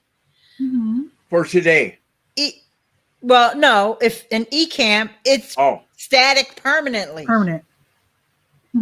Okay. So even though you have to approve for me to come on screen, it's not like Blab or, where you people could just come on screen. You have to give the okay. But at any time when you're live, I could feel like, well, hey, I don't care that she's interviewing a guest, or maybe I do care. She's interviewing Oprah Winfrey's secretary today. I don't know. Because it wouldn't be Oprah. It would be her secretary, right? I'm just going to go and join the show because I got the link. Okay, wait. But with eCam, though, isn't there a green room? Because with StreamYard... That's what I mean. You don't have to let me on the show, but I would still have that link. I could still your face would still show up in the green room. And that would still could be annoying because actually what it looks like is somebody calling you on the phone and you're trying to conduct this really super important interview. And here you keep getting this little face thing from somebody that you were a guest 6 months ago, or let's just say it wasn't me. It was somebody else, right? I do like having the daily a different link every time. I think eCam's going to have to change that. I really do. Yeah, because I actually go back and I delete the link. As a host, you can change it if you want. eCam does give you the opportunity to say, I'm changing the link. Oh, okay. Just so you know that you can. So if you're someone who's concerned about that, but if you're somebody who's like me, who really doesn't do interviews, like I'm only going to give the link to somebody like you or Guy or Fraser or somebody like that. But you know how sometimes people in our inner circle can go rogue every now and then. I ain't mentioning no names. Yeah. We discussed him a couple of months ago. Yeah. Yep. So just the FYI, I'm concerned that they're going to have to change that. But like I said, the host can change the link. Then they got to remember. It would be a good idea to do just that. I think But this live streaming thing, I hope it continues to grow. I do hope that journalists learn how to use it. When I told them that I do a daily show on Facebook and YouTube and Twitter, they were astonished. I'm like, everybody with a newspaper should do this. Yeah. They were asking, how do you connect to your audience between issues? Yeah. And I'm like, go on Facebook, just talk to them, invite them on camera, make friends. You know, you have done a fantastic job with that, Pat. Oh, thank you. I gotta give you I'm going to give you some applause. Oh my God, thank you. You have been incredible with your consistency, with, welcoming people in. And I am so happy that you have. Thank you so much. I just really want people to recognize what a good platform it is. I'm not saying Bull City Hangout is a platform. Well, actually it is. But I mean, just the fact that you can come on camera for free, talk, edit, and you've got fodder for Instagram, for your own Facebook, for stories. Yeah. You can put it into your own video and you can do so much with it. That reminds me, I need it's free for your use. Yep. It's fantastic. So I do hope that journalists learn. A lot of them are shy. I'm shy too, but my thing is, this is your job. So get your face out there. In fact, with StreamYard, they have it now so that you don't have to show your face and you can talk and show a picture or an icon or a logo. I haven't taken advantage of that too often. Only sometimes I have done it when I was on Twitch. Mm-hmm. And Twitch has this thing called watch parties. Twitch does too? Twitch had it first. Everybody copies Twitch. Quite the pioneer. Yeah. Actually, last week was Pride Week. And of course, there was no parade. And they usually have LGBTQ oriented workshops, talks, movies, that kind of stuff. They did it all this year on Twitch, which I thought was really clever. And I had to give Twitch a huge shout out for that, because I thought that was very clever for them to choose their Twitch account for the whole festival. Yeah, and Twitch has always been very supportive of the whole gay pride. They've had gay pride emojis, or they call it emotes, on Twitch. That's when I started streaming. It's been like that for years and years and years. I didn't even know. Okay. Yeah, Twitch has been very supportive that way. Now, it's been a long time since Twitch platform, and there's trolls on every one of them. Oh yeah. They've come a long way. Periscope, as far as I'm concerned, still has a lot of work to do with trolls. I don't seem to have that problem, probably because trolls don't want to sit around listening to what's happening in Durham, North Carolina. They probably get bored right away. I do get the occasional comment from someone on Periscope, but it's almost always a local person saying hi. Oh, good for you. Early, I was getting trolls. In the early days of Periscope, but I know how to deal with them. Okay. I never had a problem with trolls. Never had a problem. Yeah. Because basically they just want to be acknowledged. It's just a little distracting. So I learned how to say hello in different languages. What is it? Merhaba and what's it? Not privyet. Yeah, privyet. And just different ways of saying hello, because they just want to be acknowledged. That's all. Yeah, and so just like everybody else. Yeah. So yeah. So I'm having a wonderful time. Of course, Guy is almost making Bull City Hangout his place to drop pearls of tech wisdom. I see. Which is awesome. And Eileen, I know you're working from home and you can't do this. And also, congratulations, because you're a grandma. Yes, my little Joseph. What do you want him to call you? Because that was quite the thing for my mom to figure out what she was going to be called. So what are you going to be called? It's Grammy, but it's Grammy with an IE at the end. How cute. Oh my God. No, not how he's going to write it, how he's going to say it. Grammy. Okay. When Nicole was a baby, well, even before Nicole was born, I became super, super close with her father's grandmother. And we called her Grammy. Oh, cute. And so even when Nicole was born, she watched Nicole when I went to work. She was the babysitter. We lived down the street from her. It was just a coincidence that we lived down the street from her. And eventually, even after Nicole's father and I broke up, we broke up when she was about 3 or 4, something like that. Josephine, who was Grammy, Grammy had an apartment, a duplex. She owned a duplex. Cool. Yeah. And we rented the first floor of the duplex from Grammy. So, we had to be tight because this is my ex's grandmother. And we lived, in fact, until she passed away. Nicole and I lived there in the house with her. That's awesome. And so you're remembering her by wanting to be called Grammy. Well, because Joseph is actually named after her because her name was Josephine. Oh, how sweet. Yeah, and so that's where I got the idea from.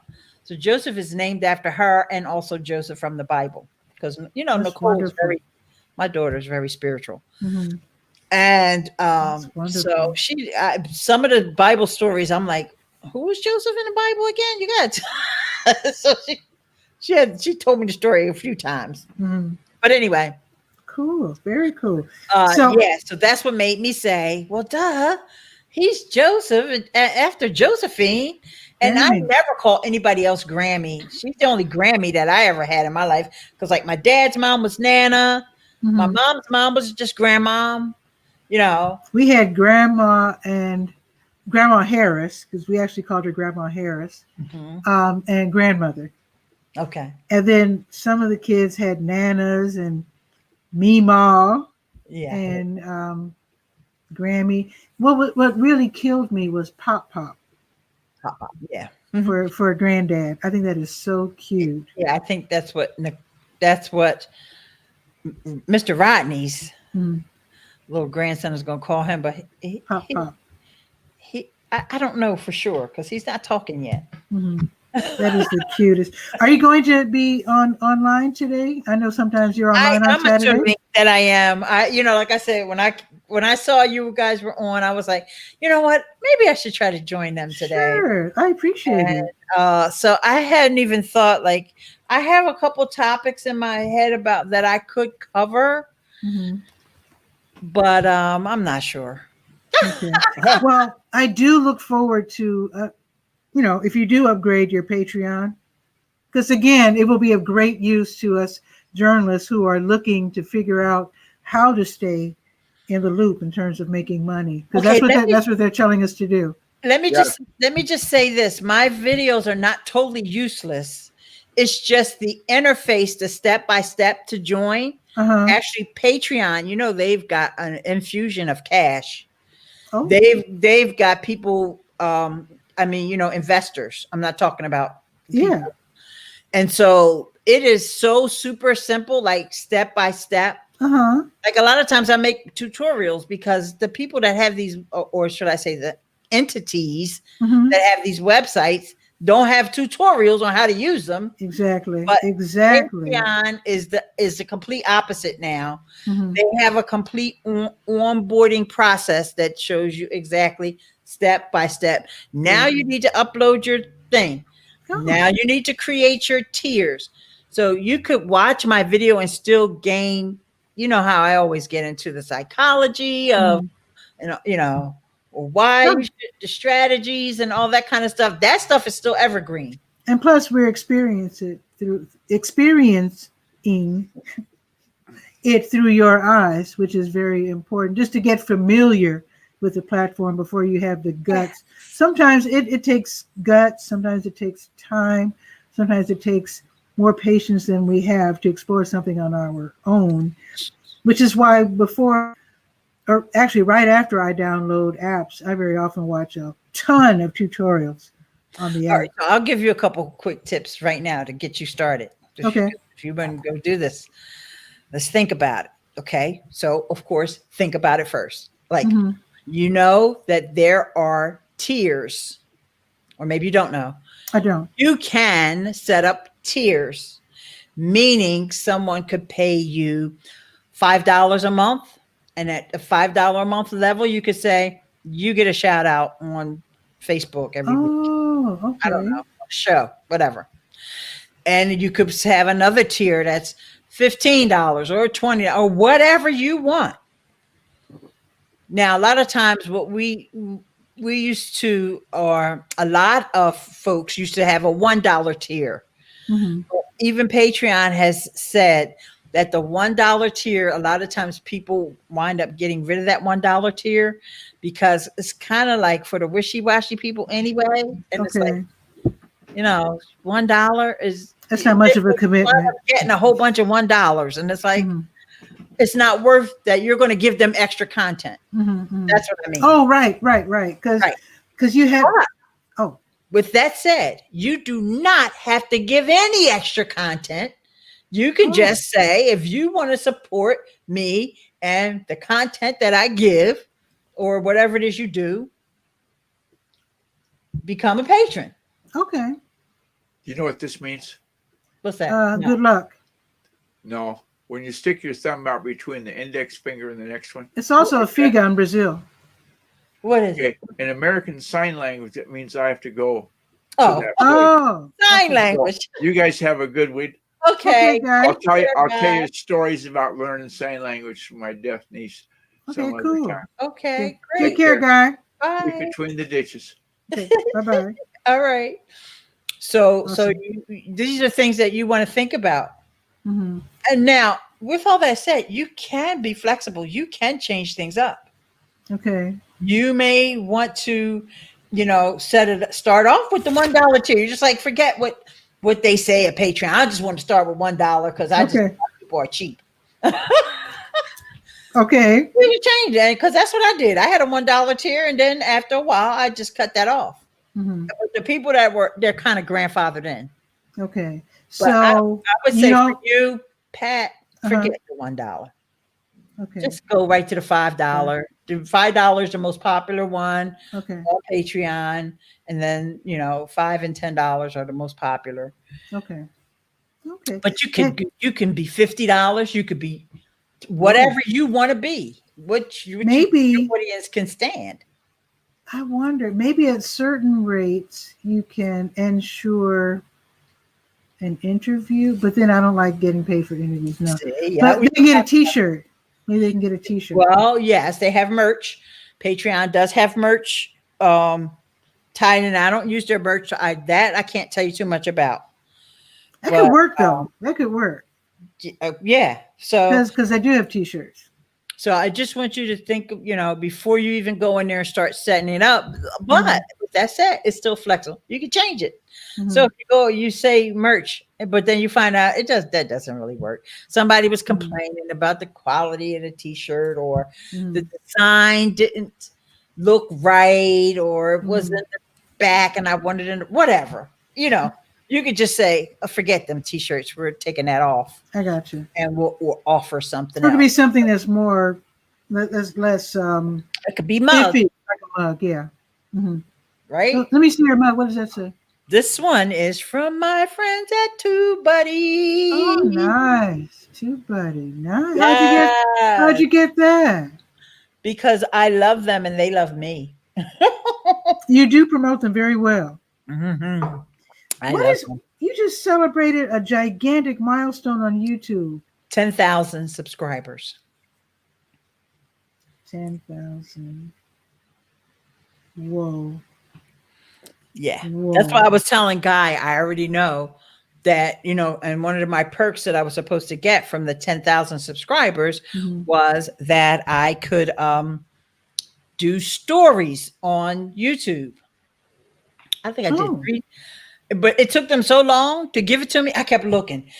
Do I have the story button? Do I have the story button? I would every day. Where's the story button? It must have taken, I'll say it took about 5 weeks for them to turn it on for me.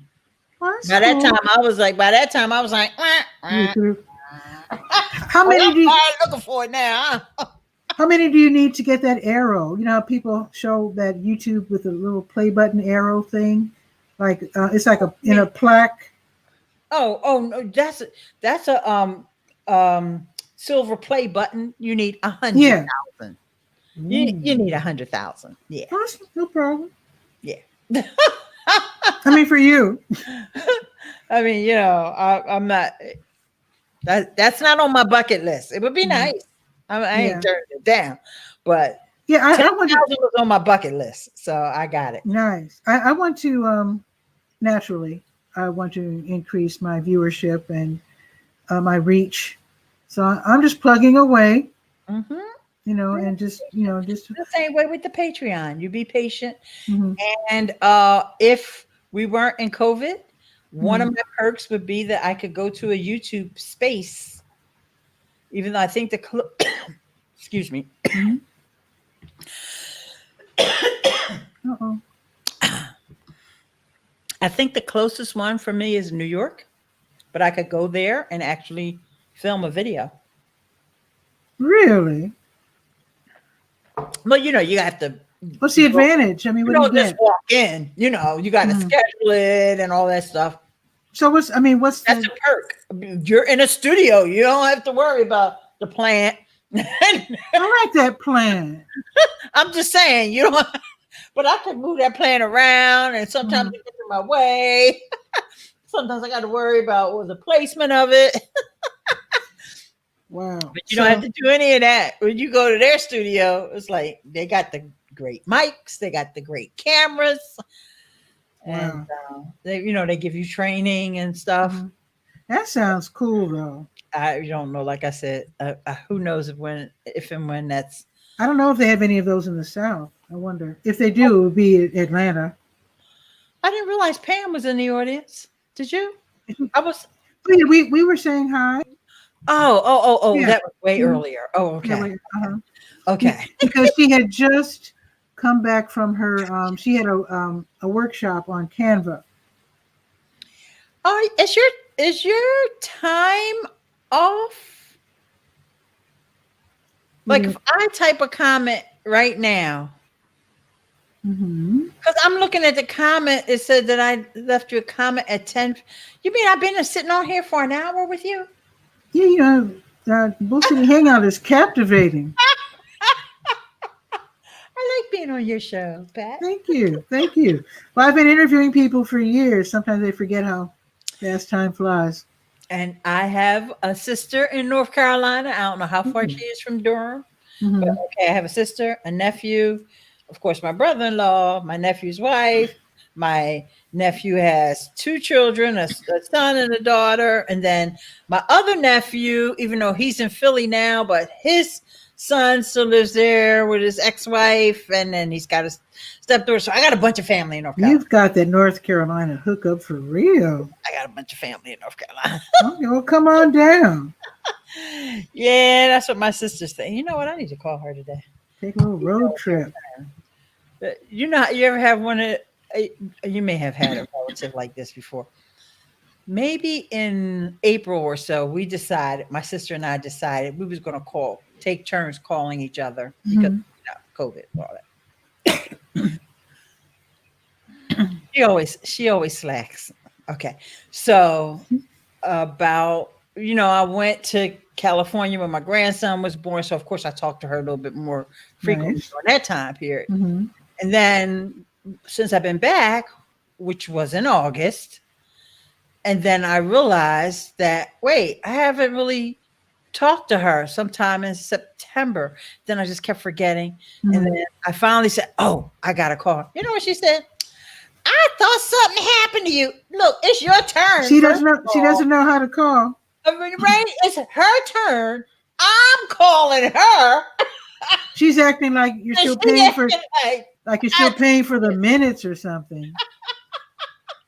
So Sharon, if you're listening, because I'm, listening. Yeah, she watches Bull City Hangout, I'm sure. Exactly. Wrong for that. I told her that when I talked to her. I was like, yeah, don't even try it. Don't even try it. Do you have a list, you know, of shows of tutorials that you're going to make? Do you make a list Of what I'm going to present? like Yeah. like in the, you know, for the future? Do you actually keep up with the apps, and is there like some kind of a newsletter for platforms and apps? You know, what's coming There's a down few. the pipe? There's Oh, a really? few. There's a few. Mhm. But because that was like 5 questions wrapped into one. As soon as I got ready to answer one, you asked another one. I'm excited. TubeBuddy actually has a feature where you can go in and research topics or research keywords. Wow. And when you find one that hits home, Mhm. you add it to your topic list. Okay. So in addition to all these scraps of paper, Mhm. with Wow. notes, I also have my list inside of TubeBuddy. Mhm. Okay, which may seem more organized, but and so that's to answer that question. So I do have a list.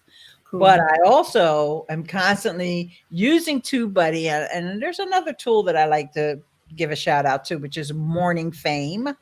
Morning Morning Fame. Fame, and that's 𝗕𝗨𝗟𝗟/morning-fame.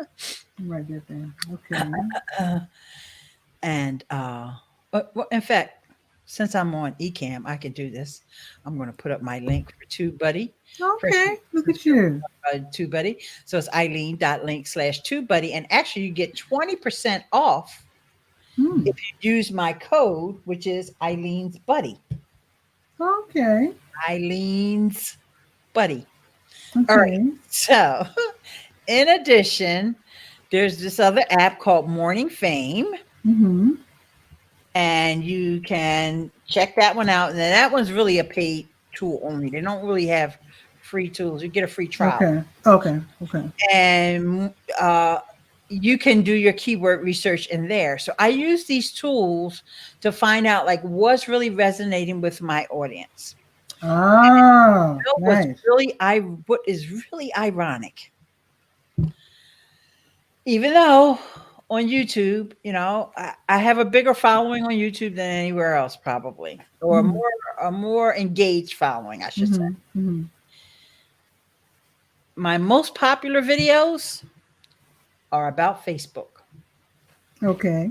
And, you know, it kind of kills me because I'm not really trying to teach Facebook, but that's what everybody loves to find. Yeah, I'm surprised. Well, I'm just now seeing, maybe it's the algorithms, I don't know, but I'm just noticing now recently lots of tutorials on how to look good and how to do well on Zoom. Okay. You know, obviously why. I mean, of course, everybody's on Zoom now.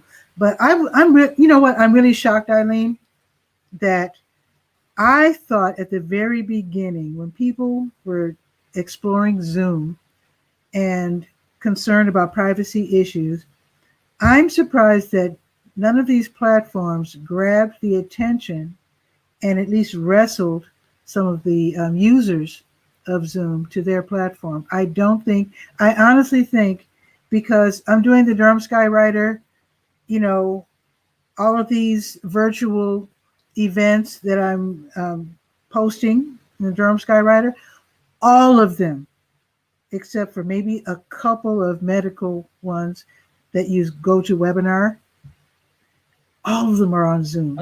All of them. And I'm shocked that no platform. I know that Facebook Messenger tried to grab attention. That fell by the wayside so fast. I never even used it. The rooms. I just used it the one day when it first came out. I was like, got on there with a couple people just to see, oh, is this what it looks like? And that's it. I am shocked. That's why you won't see a tutorial from me about that.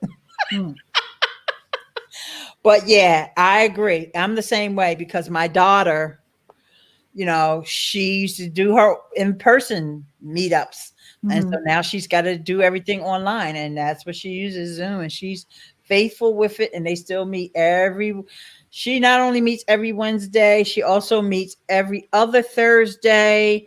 And then on the weekends, and I don't know if they got something today or not. Mm-hmm. This weekend, they might not have something, but there's a class. No, I'm sorry. I take it back. There is a class because there's a 4-week class that's been going on this month. Okay. So, yeah. And it's Zoom. Because go ahead. I'm not exactly sure why. I think people get familiar with one thing and they stick with it. And you and I and Pam and Guy and Terry, we like to poke around and see what's new and explore. But I think most people just want to use what everybody else is using. Keep it simple. They don't like it anyway, and they're just going to stick with that. And even if they do like it, they're just not willing to try anything new. Like I'm still enamored of Jitsi.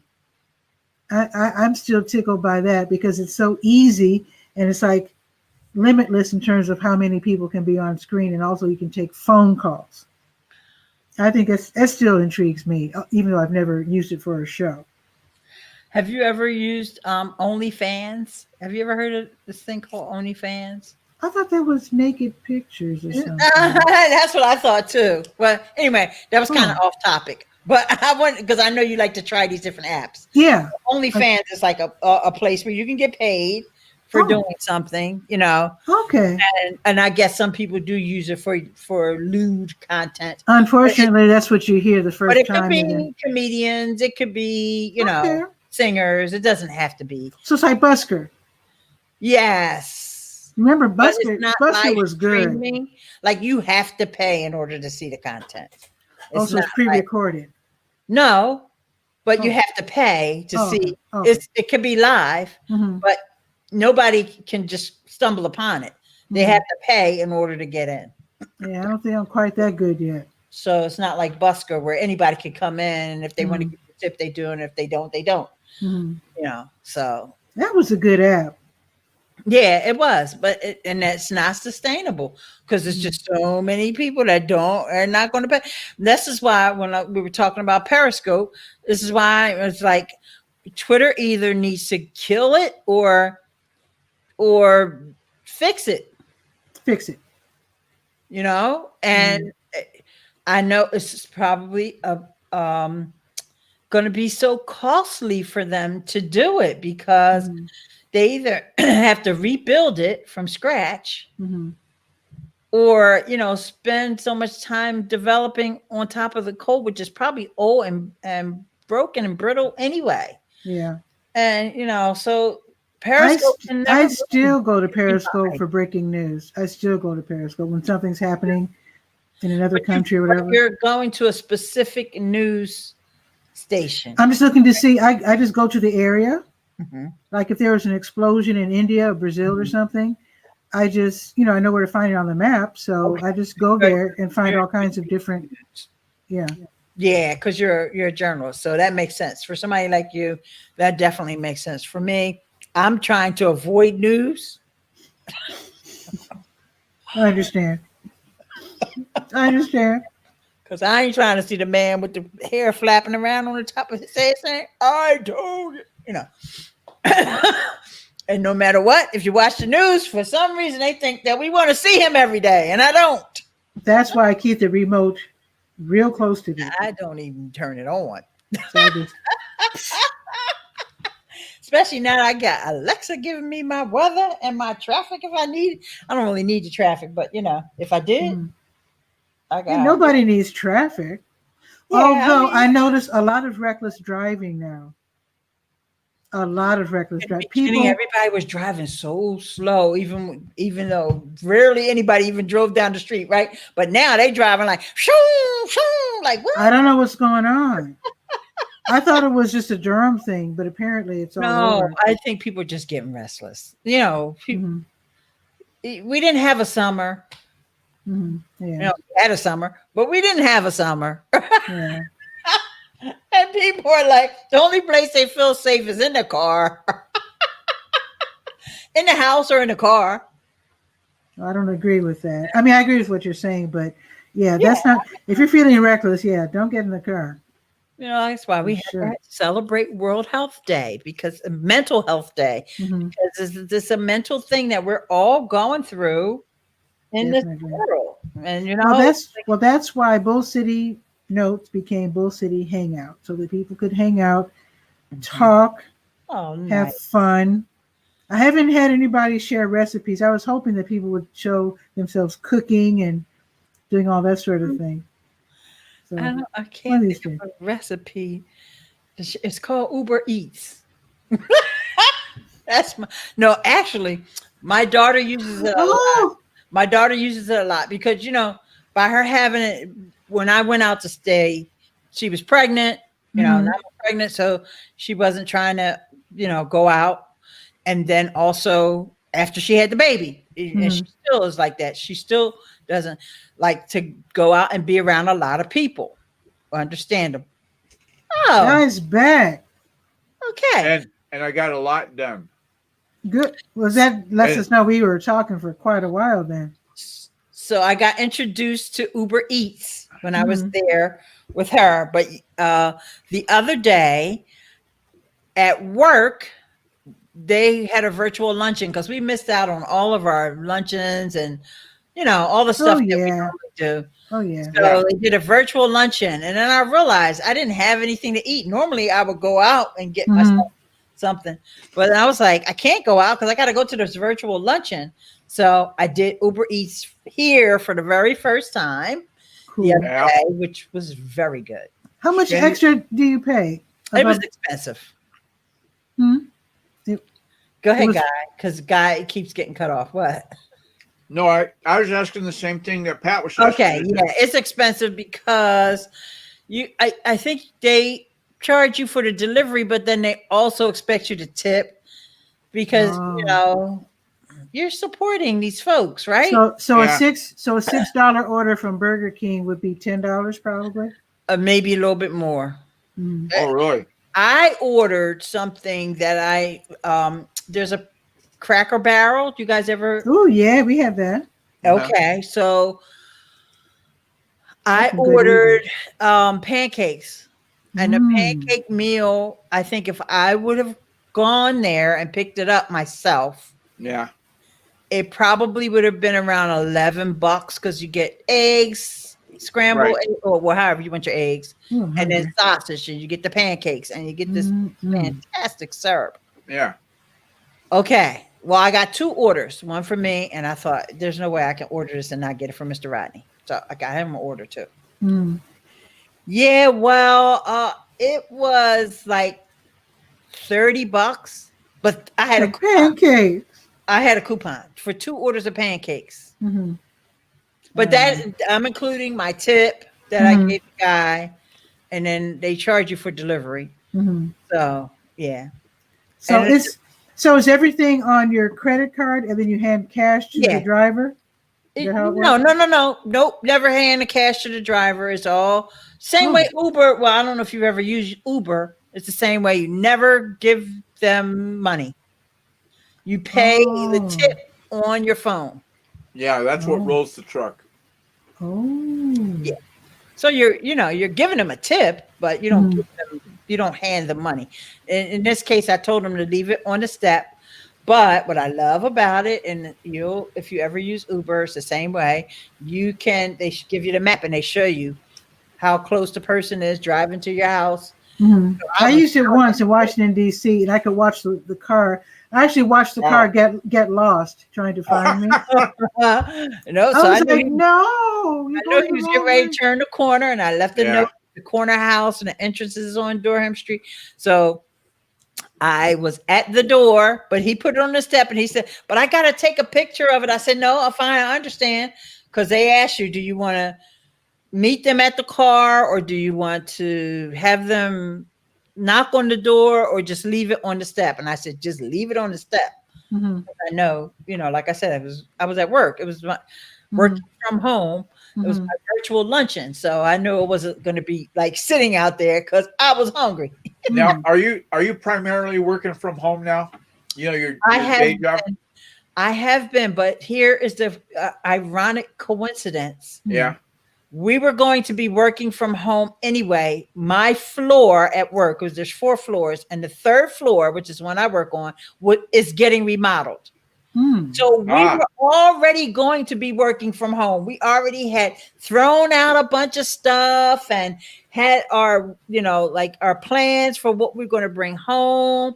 And all that stuff was all of that stuff was already done.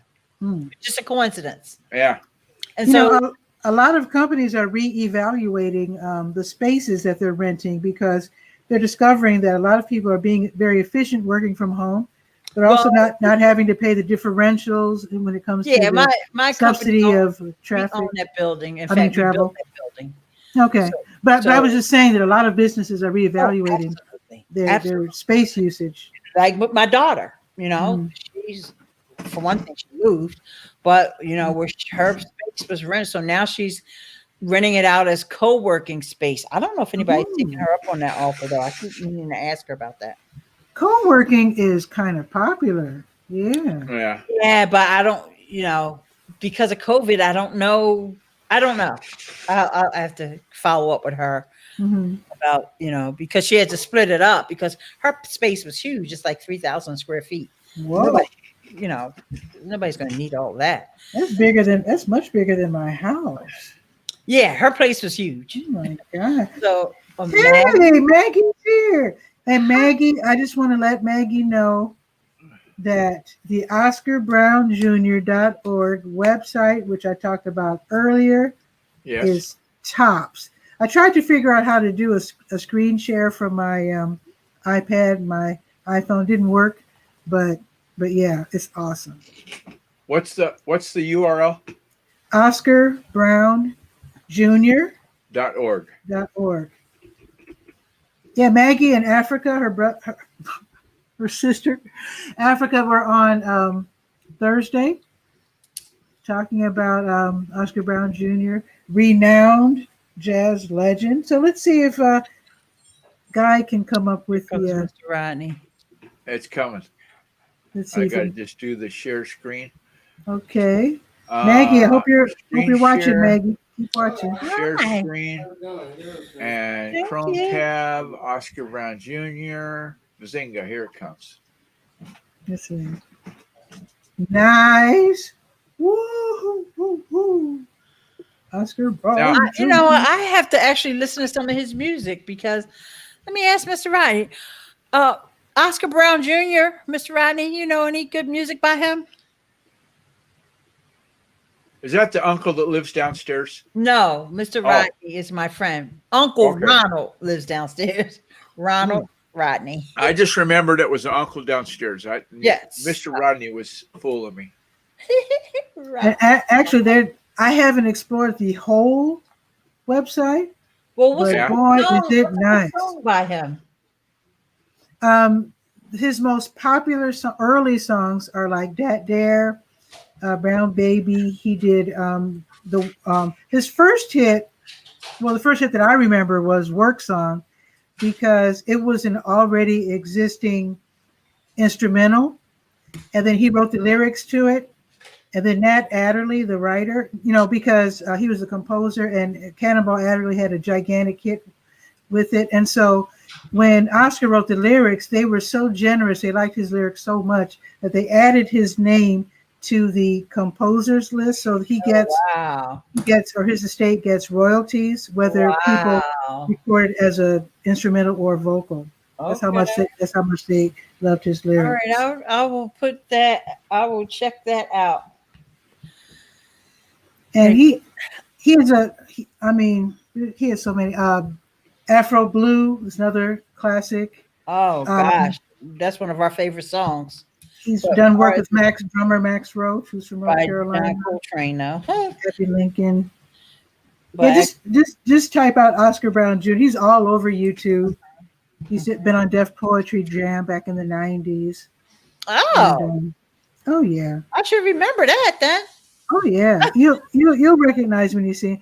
I mean, he's really young. I know the name and even the face, but I just couldn't think of what he sings. But when he got old, he had this really awesome beard.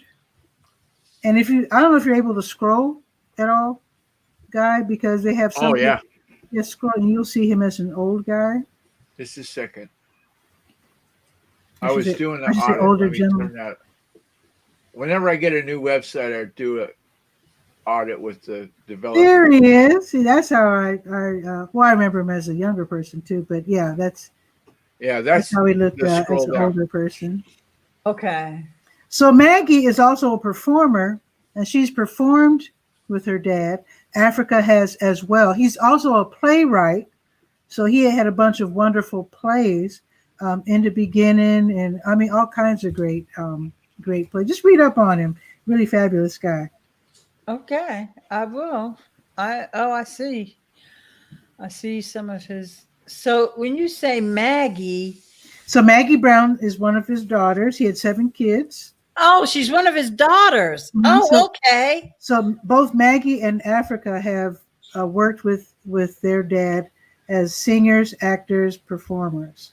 And then on their own, they're artists in their own right. And then they're also together as the Brown sisters, the 2 of them. Okay. Although there are other siblings, but they're the 2 main ones that perform. And they were on your show the other day? Yeah. Mm-hmm.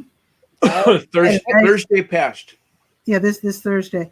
So information on the play, we have a video, the readings. Okay, nice.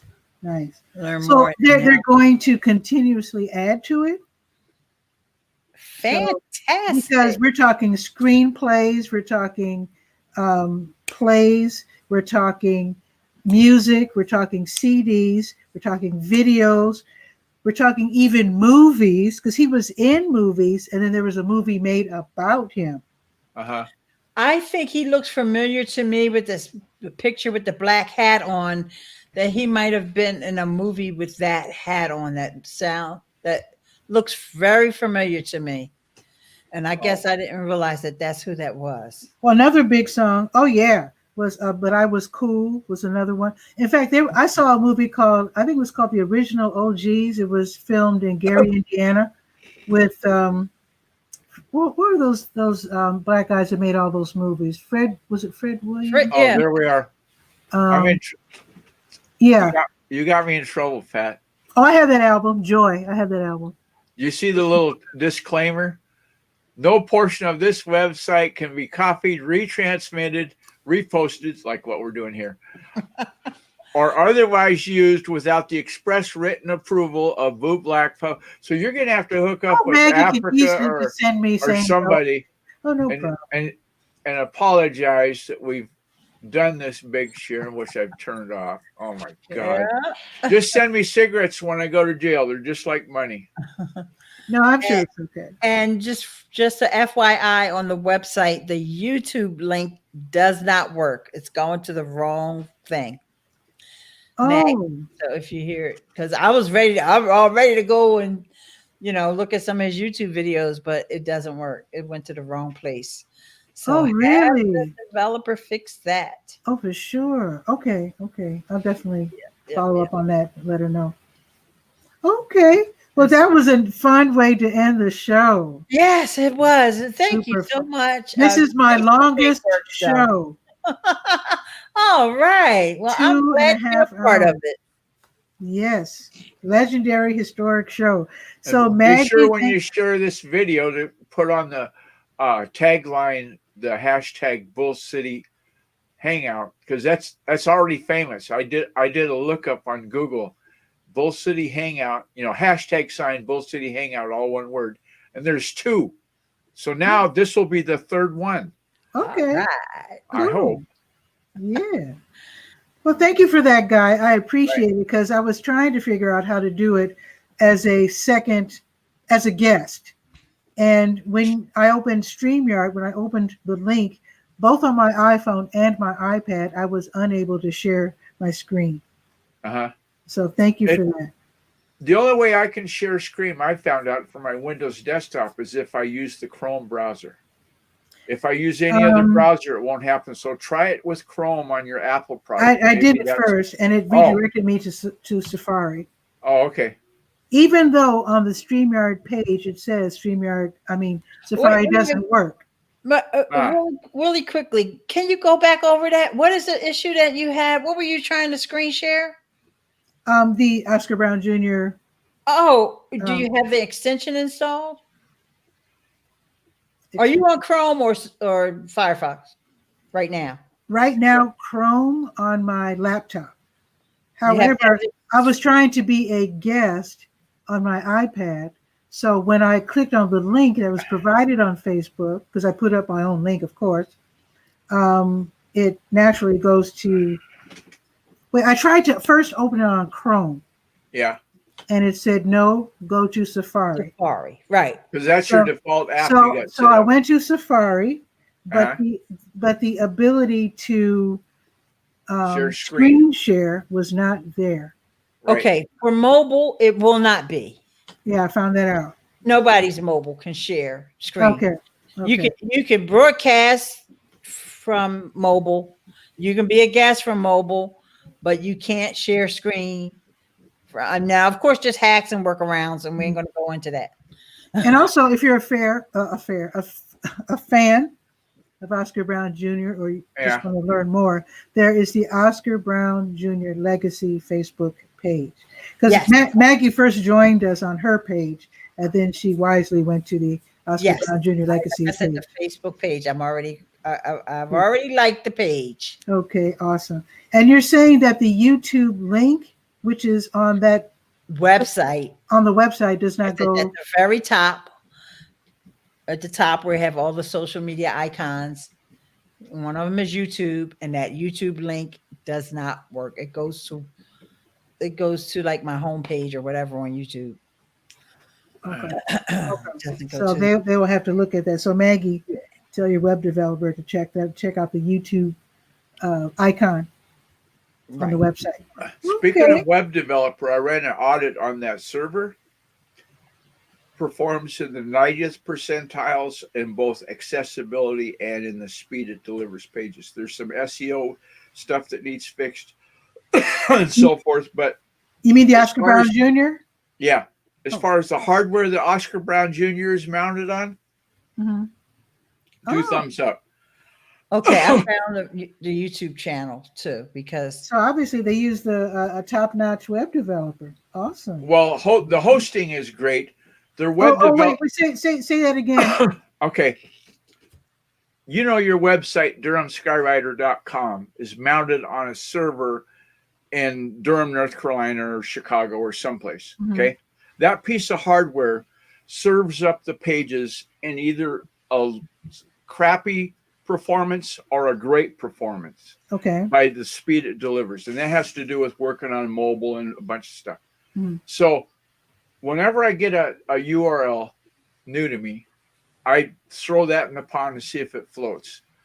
And the way that you're in Chrome, so go to the 3 little dots in Chrome up in the corner, scroll down to more tools, and then underneath more tools, the last one is developer tools. Developer tools will open up a panel for the web developer tools. The tab in the browsers on the far right is labeled Lighthouse. That is the wrench that will measure your site's performance on both desktop or mobile. So if I click desktop and I say, show me the performance, best practices, accessibility, and SEO. And then I click on generate. Whoa, everybody, what the heck?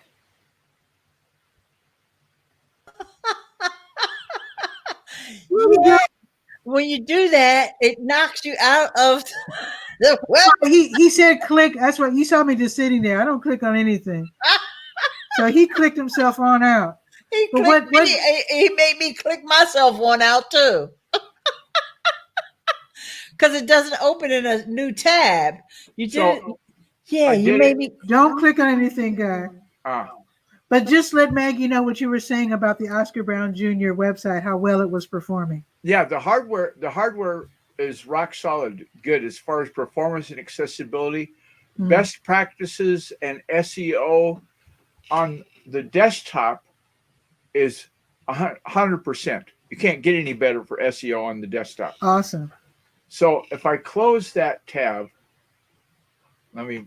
Don't close any. Don't click on anything, guy. Okay, but you can close that tab and then rerun the test on the same URL for mobile. Okay. Oh, okay. And these days, you want your site to perform well on mobile. You can even determine if it's got PWA, personal web application, so that you can work with that site offline.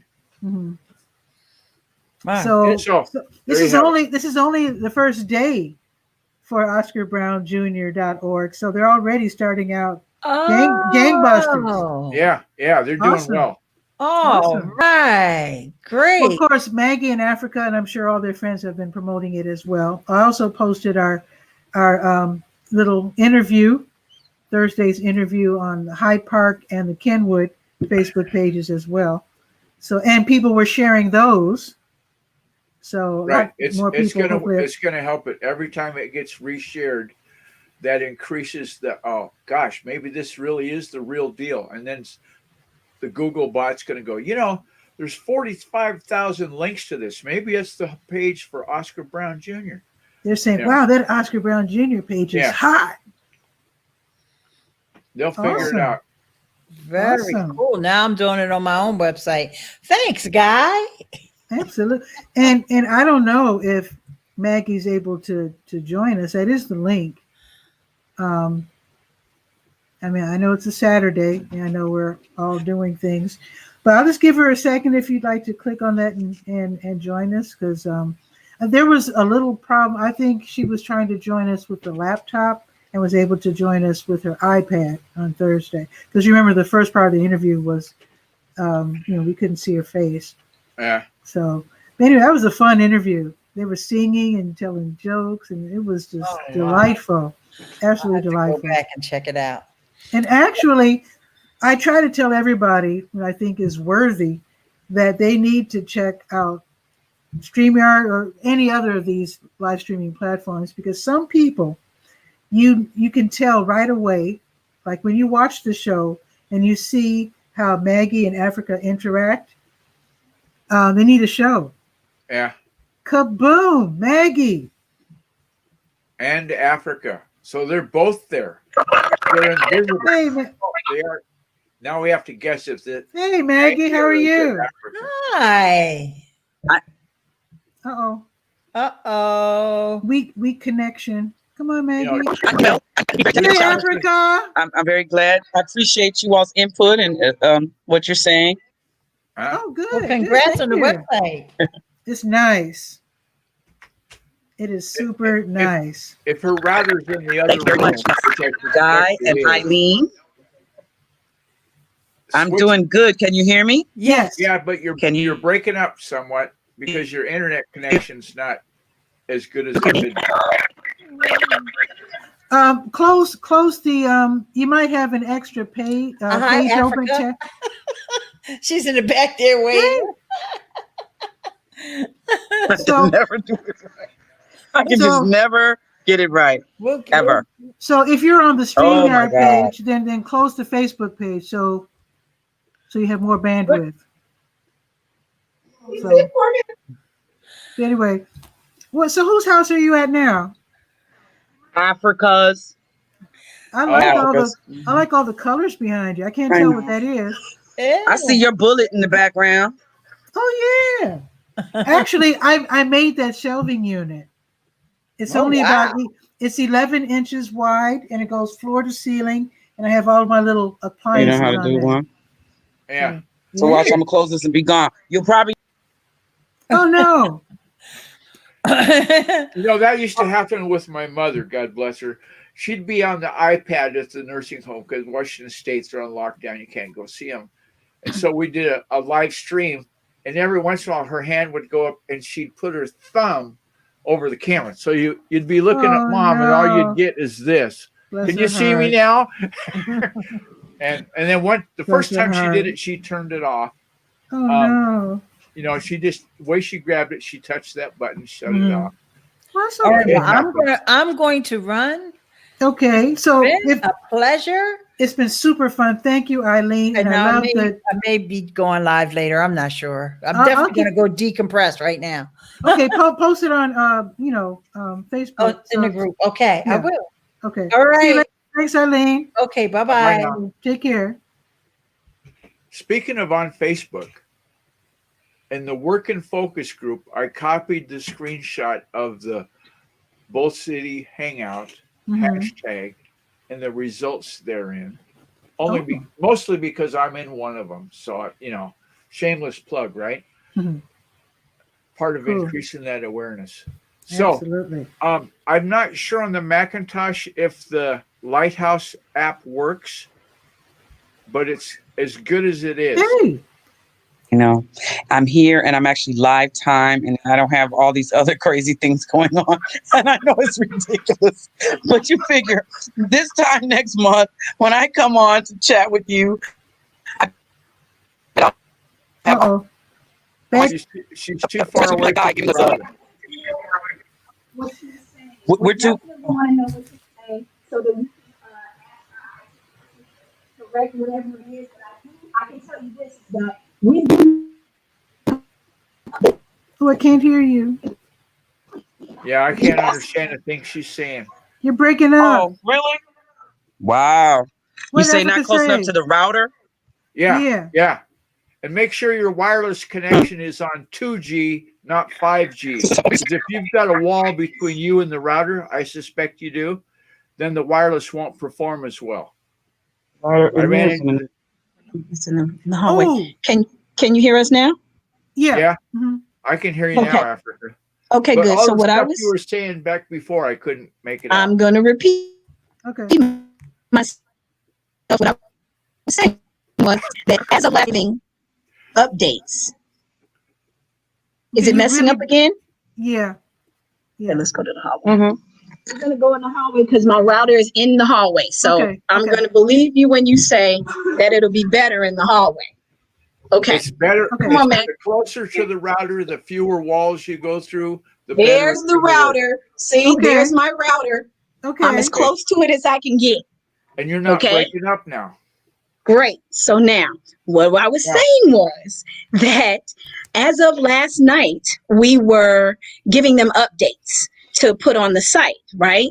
And they told us, something about, well, we have it on the schedule for Monday and blah, blah, blah. I do know that I also asked them, look, what about getting our phone to be in sync? She said, we do that at the very last thing because we don't want to have to do any updates after we've done the syncing of the phone or whatever it is. So I'm thinking that they just haven't done that part yet because we are still giving them updates. So I'm hoping that that's what it is. We have definitely sent a message in about the phone issue and how it looks and so on.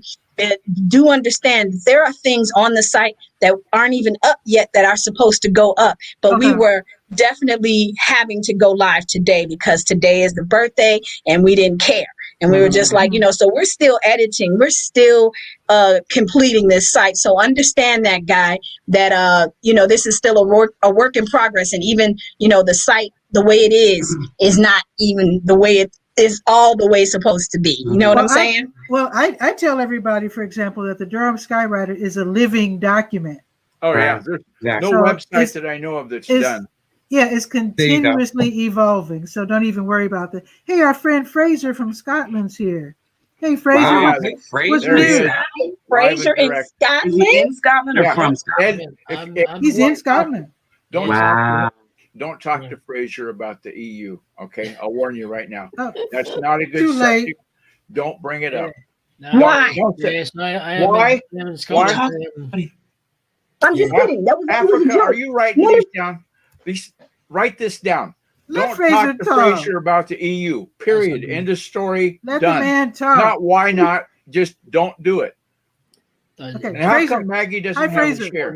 Hi, Fraser and Scotland. Known these other two people above you or wherever you're on the screen, Pat and Guy, for a long time, part of a work and focus group. So we are kind of anyway. Where are you based about, Maggie, in Africa? We're in Chicago, Illinois. And can I say I love your accent? Oh my God. Yeah, that's one thing I've always thought about 𝗓𝗟. He even sounds like he's from Scotland. Yes. But you know the accent you're hearing? When he goes to the kilt shop to get a new kilt, it gets a little thicker. There you go. He's like, Yes. you know, like he's in Rome talking to the Pope.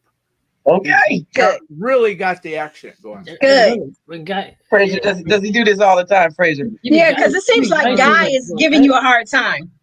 We're all old friends. Yeah, you can tell. Even Guy. Okay, so America. Go ahead, Africa. Anyway. I was just gonna say that Guy and 𝗓𝗟, I mean, you guys are like, I guess in my eyes, like a target audience, because you are Someone who didn't necessarily know before. yeah, someone who didn't necessarily, weren't really knowing about Dad or his works and this and that, but you're learning stuff now, and that's just because there's always a technical issue. The laptop just went to the thing where it's like bling, like it's gonna go dead. So she's running to get the cord. So we are like technical difficulty, just plagued. That's my whole life. That's why there's a lot of misconceptions about wireless networking, and until you know all of the hurdles that you have to get over to have it, like have the router within eyesight, like over your shoulder in the same room, that's a big plus. Okay. In fact, who did we do that with? And having it plugged in is even better. Yeah. Electrically plugged in on the router is a good plus. Yeah. Oh, really? Oh, yeah, absolutely. Absolutely. Get you a 100-foot, well, you don't need a 100-foot cable, but a long Ethernet cable like this one. Yeah, which is strong. We're right here. But it is wireless. It is, Yeah. But it has plugs in the back though. And right. At my house, I think my computer it's not Ethernet. A lot of times I will put other devices on with the Ethernet because that's better, right? Yeah. For sure. Absolutely. So in case, nonetheless, we still have some interference. Yeah. Now, 𝗓𝗟 you're just now arriving. You might not realize we were talking about Oscar Brown Jr., the jazz legend, and that's Maggie and Africa's late father. Yeah. Okay. Awesome. And today we just launched a new website with a lot of his material on there, and so it's his birthday, and yeah. Wow. So how? And we've known Pat Murray and her family since very, very little. 1920s. What was your dad's name? I missed that. Oscar Brown Jr. Cool. Is he? I guess. And he has a song called "But I Was Cool." Yes. How famous are the jazz singers? They're obviously probably more in America rather than over here. So just hence the reason I'm asking. So yeah, check them out. It's OscarBrownJr.org. Plus, it's just, a nice website to look at. I love the look of it. That's good. Yeah. Thank you. I haven't explored the whole thing yet. Oh, it'll take a while. It's extensive. Cool. Look, this platform is so wonderful. Maggie in Africa, you're so vibrant and lively. I really want to see you guys do some kind of a show. We're going to, yes. We realize we've been saying it for a long time. We know we crack each other up, and we know that, because we work so closely and we're so in tune that, right, we finish each other's sentences and it's all comical, and the love, translates across the screen. So we are definitely going to do that. And you're going to help us, hopefully. Yes, absolutely. Because what you could do, you could have panel discussions. That sounds boring, but what I mean is, fun panel discussions. Where your guests, because with StreamYard, you can have 10 people on camera. 10. Wow. So what is it? Yeah, we did get that link, and we are going to look into it. Okay. But you know what Africa found out? Well, we're at least going to investigate the fact that because Wix, is what's hosting our site, and if they have that, if they're That's a good. Oh yeah, so we mixed, and then she really is. She could teach herself how to do things, and we came up with a little site that was like, oh no, this will not do. So we did get some designers that they could just take our ideas and implement them, whereas we'd still be trying to figure things out if they left sure to our did a own good device. job. Well, we're grateful of that. Yeah. Have you, Pat? Can you put the website in the chat, please? Oh, of course I could. Sure. I could do it here. Let me do it. Oh, yeah. I did try and Google it, but I've got it maybe. So is the music copyrighted, or is it royalty free, or what is the music? Copyrighted. It's all copyrighted. His career started like in the late 50s, and he had plays as well. So some of his music is from the plays that he put on musicals. Also, he did lyrics for really famous jazz songs, real classics. Yeah. So it's incredible that he started out, let me tell you, when he was younger, his father, my grandfather, Oscar Brown Sr., was an attorney and a real estate man. And he had come up in the Great Migration from Mississippi to Chicago and started helping Black people to, start businesses and do what they needed to do in order to, gain some wherewithal in the economy and everything. So Dad was supposed to become a lawyer or an attorney as well. But instead, he really liked writing. And he started writing this play, this musical. And so he used to go around and ask musicians if he could write words to some of their songs. So you have the Cannonball and Nat Adderley. He went up to them and they told him what inspired work song. So I Facebook. He worked. There were times when at first Dad used to open for Miles Davis on this concert tour. Whoa. But Daddy was so hot, even Miles Davis was quoted as saying it's like following World War III. And the promoter ended up making Miles open for Daddy. So his dad said, needless to say, that I never was put on a bill with Miles again, but they remained friends. But Daddy wrote lyrics to Miles Davis, very famous All Blues. And I was going to say how one thing he says that ruined him was when he was only 15 years old, you guys, he got a gig, he got an engagement to play a role on a radio series. And it was the first time that an African-American played a character that was not subservient or just for comic relief, Studs Terkel and others, and they were conceiving of this democratic society made of multi ethnicities that would all get along great. Yeah. And it was called Secret City. He said because he made $64.60 for about 6 hours of work, when at that time grown men were making $40 a week for 40 hours of work. Whoa. And he's like that just turned him on to show business and acting. Yeah. That was one thing. But then his desire to write and he wanted to affect change. He tried running for political office 2 or 3 times. Yeah. But instead of that, he used his art and his voice and his great ability, his great poetic prowess to tell stories that are edutainment, a word that he came up with as far as we know.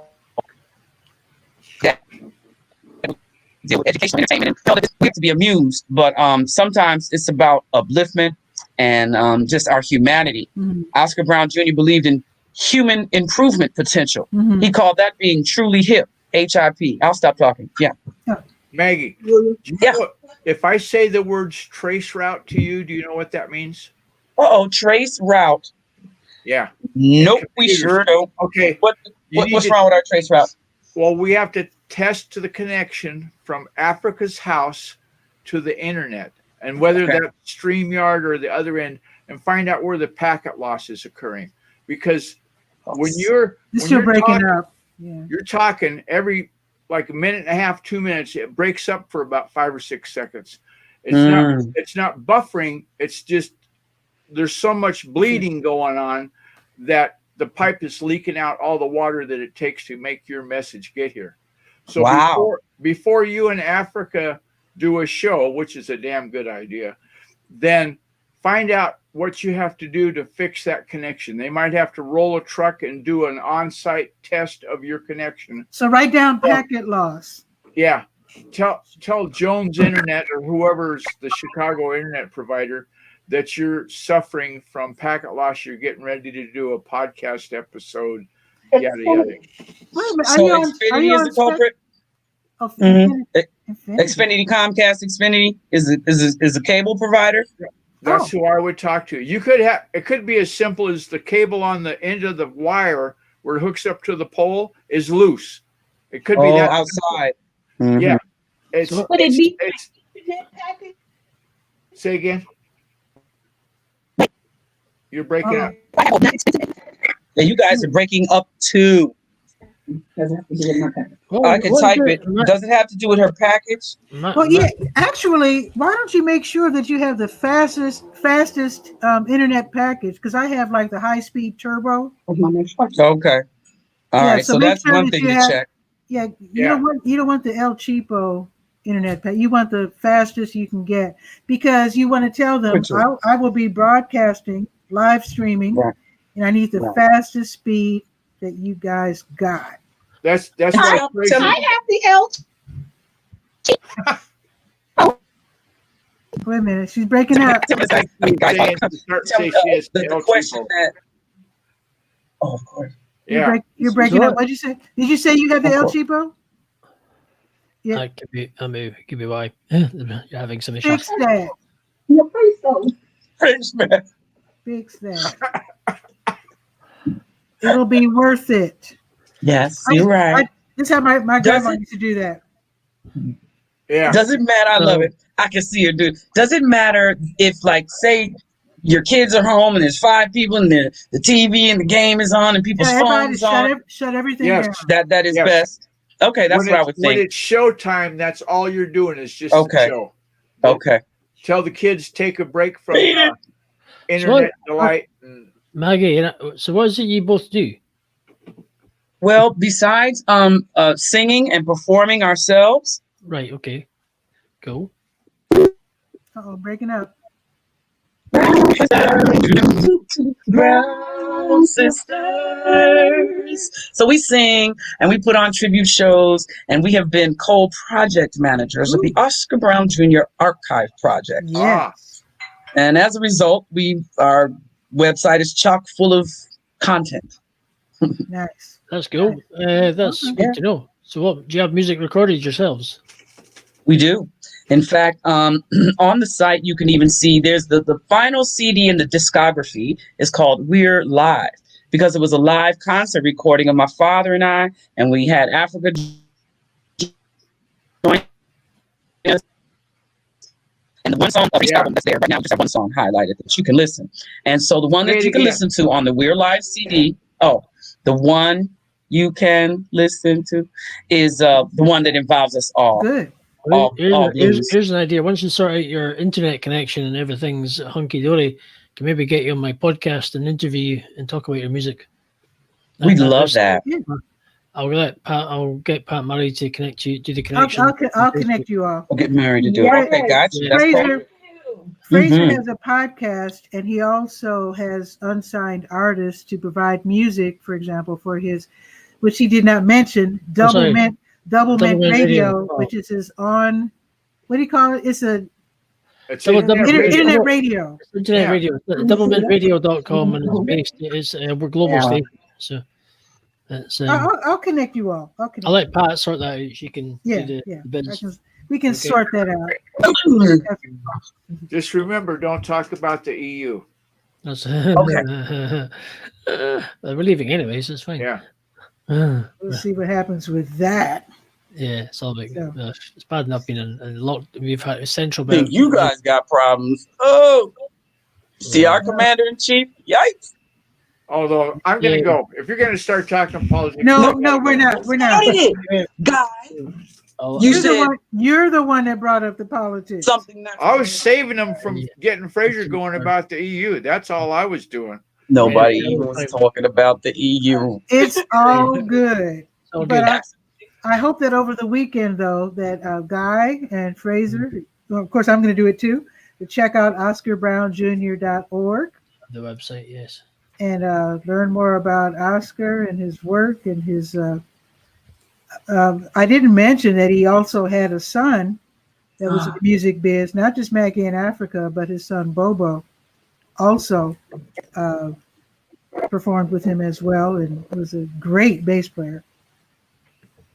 So is Africa your real name, or is that a nickname for? It's real name, okay? Because I used to get that for Guy. They always said, "Well, is Guy your real name?" Because nobody else named Guy around, so they said it's got to be made up. It's short for Gregory or something. You know, I could have a list made of all the different guesses that people had. Oh, it's Gustav is your name, right? I said, yeah. Do I look Russian? Anyway. Now it's interesting that Roland Hayes, the great black tenor. Can you hear me? Yeah. I was just mentioning that Roland Hayes, he was the first African American to gain fame singing in classical music in Europe. He named his daughter. It looks like Africa, but it's pronounced Afrika. Yeah, well, Africa, it was definitely a political statement because, sorry to say, but in the 60s, late ones, but in that time, to name the daughter Africa Brown, that was almost like Kaepernick taking a knee or something. I mean, it was definitely a fist up in the air or something, you know, just being proud of and representing that was important. Give me a second. You're right, Fraser. You're a nut. It's not hunky dory in Chicago just now for Infinity Internet. No. You definitely have to hook that up. Get that hooked up for real. And it can't be because all the kids are in class because it's Saturday, right? Well, it's just that they don't have the fastest. They just need to get the fastest internet. Yeah. I have the lowest internet package they have in existence. So when we get off of this call, biggest. Yeah. It's sometimes called Brand X. Terabytes. 2 terabytes? Oh, you broke up. We didn't even hear you. Well, I was just saying maybe at my house, I think if I have 2 terabytes, does that mean is that what we're talking about? I'm very ignorant. You need the fastest speed, but also one thing I'm going to just tell you, I don't know if you're going to agree with this, but very often they try to sign you up with the internet and the TV package. Right. And so you'll end up with a cheaper version. I think straight up fast internet. Yeah. Forget about the TV. They're going to call you every month asking if you want, because they've been calling me for years, every month. Do you want the TV package? I'm like, no. Yeah. All I want from you is the fastest internet you got. No, I just deal with internet myself. I don't get cable TV. I just deal with the internet, not cable TV. So get that, whatever's the turbo, whatever's the fastest, whatever they call it. Okay. Mm-hmm. And what's really funny, I signed up, it was Time Warner back then, now it's Spectrum. But when I was with Time Warner, I said, give me the fastest you got. It was $98 a month, well worth it. And then when Spectrum took over, they called me and they said, we want to review your package. And I was like, they upped my speed. And lowered the price to $78 a month. Yeah. So get that. Nice. Yeah. I have Spectrum. That's who I have is Spectrum. Spectrum's good. Because you have cable internet, you always hear all these scary stories about packet loss and such. Mm-hmm. And I've been watching, well, not like I used to. When I first got it, I was watching it almost daily, looking for fluctuations in the speed, and nothing fell through the cracks. It was rock on.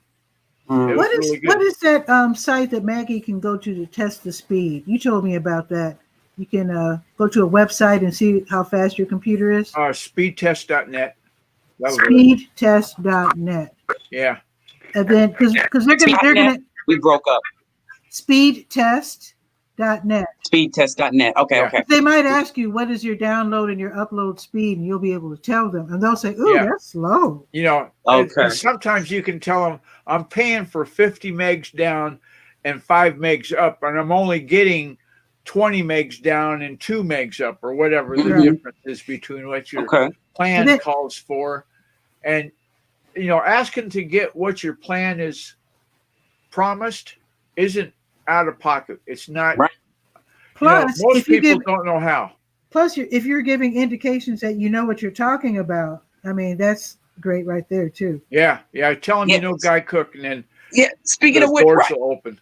I was gonna say, can I throw your name around and get some prestige? And they'll say who? And what's a packet? You said your packet. Package loss. I don't know what that means. Package loss. What is that? Okay. Guy?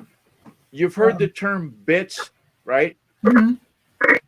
Well, to make the internet work, they've got a technology that transmit bits in packets. Like there'll be 8-bit packets. It's a bunch of bits. Right. Okay. All bundled together. So if that bundle gets through without any bleeding, like the word I used earlier, then you have no packet loss. If the bundle of 20 bits gets there and they're only giving you 12, then you've had some loss in that packet. And so packet loss is a bad thing. You do not want packet loss. Cool. So this is going to be great because once you get all that together, both at your house and Africa, not that I'm telling you what to do, but you'll be able to broadcast from either site with quality. Well, yeah, but if Maggie's house has got 2 terabytes, which sounds like cat fast to me, then we're doing the gig from Maggie's house. Yeah. Even though Africa may have the best snacks, then you still go with where the fast connection is. Actually, how far away do you live from each other? We're I guess, I don't know, 3 miles apart. 4 miles. Yeah, not far. Yeah. But I recommend that both of you get the fast package because I think the fastest, because I think you can decide where to broadcast from. It could be that maybe one place has better acoustics for doing little mini concerts, and maybe one of you has a piano and the other one doesn't. I don't know what your situation. Right, I know what you mean. Yeah. So absolutely, because who knows? You might branch out. Remember that show where everybody was in the kitchen? It was some lady from Washington D.C. doing a cooking show. It was like all of the Oscars. Remember? Oh, you're talking about Verda May Grosvenor doing America's Family Kitchen or something? Yeah, something like that. It was that, I think. Yeah, there was a PBS America's Family Kitchen. I mean, who knows? You might want to do something crazy like that. That's true. Something in the kitchen.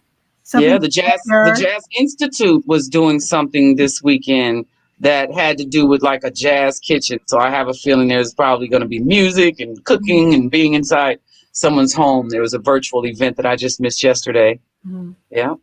Oh, that's another thing. Because, you know what? Coffee? You need more coffee? No, it means this is empty. I'm going to leave. Yeah, that's what I'm saying. You're going to get more. I just glanced up at the clock and I said, I got stuff I need to do. One of them is Mom had, imagine, Maggie, a shoebox with all the pictures you can cram into the shoebox. Mm-hmm. Okay. Pictures and negatives. Going clear back to 1950. Mm-hmm. Okay. And then you save those shoeboxes behind the couch in the living room because you don't want people to know about your addiction. Mom had 22 boxes of pictures. Wonderful. That yours truly is decided for the descendants to see stuff. Yes. Then I'm going to scan all those pictures and I'll put in the captions. Well, this is when Kevin was water skiing and blah, blah, blah. So anyway, I need to go work on that part of the time because it's raining today. So that's wonderful. Chores aren't done. So you guys take care. Doing archive work too. It's a pleasure. Thank you. And I'm going to listen to this again and learn the things I missed and probably be in touch. Thank you, guys. All right. Bye now. All right. Take care, guys. All right. Wonderful. So Fraser, so what's going on in Scotland? What are you up to today? Well, I was I had to go. I was back at the opticians. I was picking up my new glasses, but I haven't got them on yet, so I left them in the van. Apart from that, I just went and I did a wee job, and then I basically went and walked around Arthur's Seat a little bit earlier. So I went a wee walk around a block just to get out. Mm-hmm. It was going to be pleasant today, but I got caught in the rain coming back to my van. Then just basically went and got some food for my dinner, and then I'm just that's it. So I'm just chilling out, really. I'm just pottering around, and that's about it, really. Well, this is Saturday, and Maggie doesn't know that you're an entrepreneur. Fraser has his own cleaning business, which is really hip. Okay. And he takes us on tours throughout Scotland as well, at least Edinburgh. I self-employed for 11 years, running a cleaning business. I do podcasting for 6 years now. 6. Set up my own radio station with a partner, Jamie Bowles, who's in America, and I'm here. She's also got stations. So, like networking, I'm trying to, due to the COVID scenario, work has taken a bit of a hit. I bet. Trying to think outside the box a little bit. So, and that's pretty much what I'm doing. I like interviewing people from all over the world for my podcast and connecting. So Maggie in Africa can be added to your list. Yes, and if your music is wanting, I'd be keen to have your music, if it's royalty free, you can play it to a global audience. That's the problem, though. It's not royalty free. No, some of it is, don't say that, because there's that which he recorded on record labels like Columbia and RCA and Fontana. But there's that which is on my label, on Magpie Records, or there's my Great Migration video that's, it's not even really formally published except being a video right now. So, and there's things that we have in the can, just sort of like demo things. Some of these will be found on the website as well. Just like songs like I Believe Your Wife Is Cheating on Us. That's one of them. So with your, isn't that hilarious? Wow, I love that. You've got your own record label as well, yeah? Yes, Magpie Records. Okay, that'd be it's quite intriguing, actually. This could be good, because I have I'll be honest with you, there's an sorry, this is where my brain gets thinking. I've got a Facebook Messenger group full of independent artists who are unsigned from UK, America, and maybe this could, some of them in Canada, America, UK. This might be a good opportunity. You've got a record label. You could, maybe there's an opportunity for them. It might be doing business that you might want to sign them. You might want to. Who knows? It's potential opportunity. Door open, door closed. Who knows? That could be an opportunity for you. For them to be on her label. Well, she might want. It's an idea. I don't know. It's just an idea. She's got a record label. They're looking to be signed. They're looking to get their music. It could be a bit of business. Who knows? That's right. It takes a 5-10 minute conversation, and it might lead to something fantastic. It might not lead to anything at all. So there's nothing lost or nothing. It's worth having conversation, right? Exactly. Absolutely, yes. So if Pat's happy to do the connecting on Facebook, and you can add me as a friend on Facebook, I'd love to get you guys on my podcast. If you've got music you want played, I'd love to play it. I'd love to. And if I can connect up with these guys, that would help them, and hopefully it might give them an opportunity. And maybe. Okay.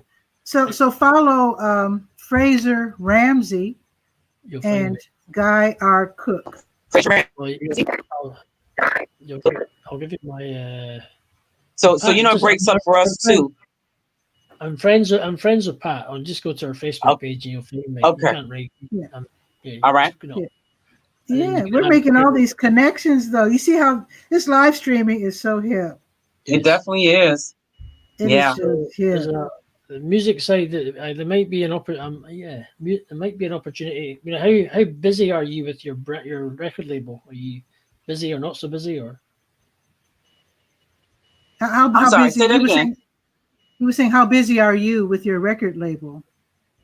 Oh no, I don't have much record label business. I haven't put out a record in a good long time.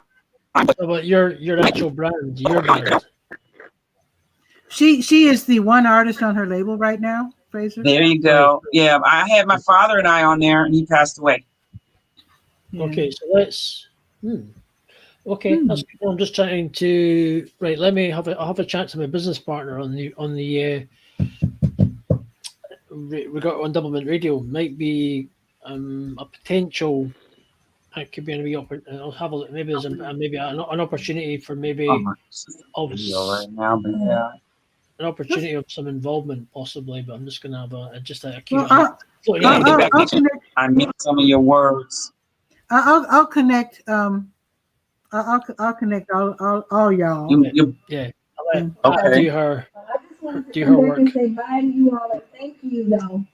Okay, before you all absolutely. go. Okay. Thank you. All right. I love you, Pat. Absolutely. Thank you so much for all Love of your you support and too. everything. Yes. And it's nice to Absolutely. meet you, Fraser. Fraser, I look forward Yeah. to working with you in the future. Okay. Yeah, let's podcast sort that out. Okay. Cool. Okay. I think I'm going to end the show here Sweet. because I think I've been on for Okay. more than 3 hours. Yes. And Oh, I wow. haven't eaten yet. Yeah, get some You better food in eat you. something. I So made you don't some fall ground out. nuts. Have you ever heard of ground nut stew? Yes. No. That's a national dish of Nigeria. We're talking chicken, Mhm. collard greens, vegetables, and peanut butter Wow. on rice. I want that recipe. I'm I'll cooking send it to you. some- That's some good eating. I know that's right. There we go. I'm cooking some Italian meatballs and Mm. some peppers and courgette. Sorry, it's What's courgette? What is avocado. that? No, it's something else. I can't remember. So anyway, Oh. I'm cooking I'm just having some meatballs. Anyway. Okay. Right, listen, good to connect. Thanks, Pat. Good to chat, and I'll let you do the usual connection behind the scenes, and let's do some business and see what we can do. Okay, Yes. Fraser. Sounds good. I look forward to that. Cool. That'll be great. Okay. Good Okay. deal. Have a good All one. right. Thanks to all your listeners and viewers Absolutely. of the Bye-bye. Durham Skywriter. Take care, everybody. Stay healthy. Stay well. Thank you so much. See you, Fraser, and see you, Maggie. Bye-bye. Super fun. I'm telling you, live streaming is the way to go. If you need any help on how to learn how to live stream, especially if you're local here in Durham, just let me know. I mean, actually, I've given little webinars, so to speak, over the internet as well. You don't have to be local. Anyway, it's so fun, and I'm pretty good at this. I'd love to help you get good at this. It's really fun. If you're shy, that's okay, because I'm shy too. Just work with your strengths. So anyway, you have a beautiful day. I will see you Monday at noon. Ciao for now.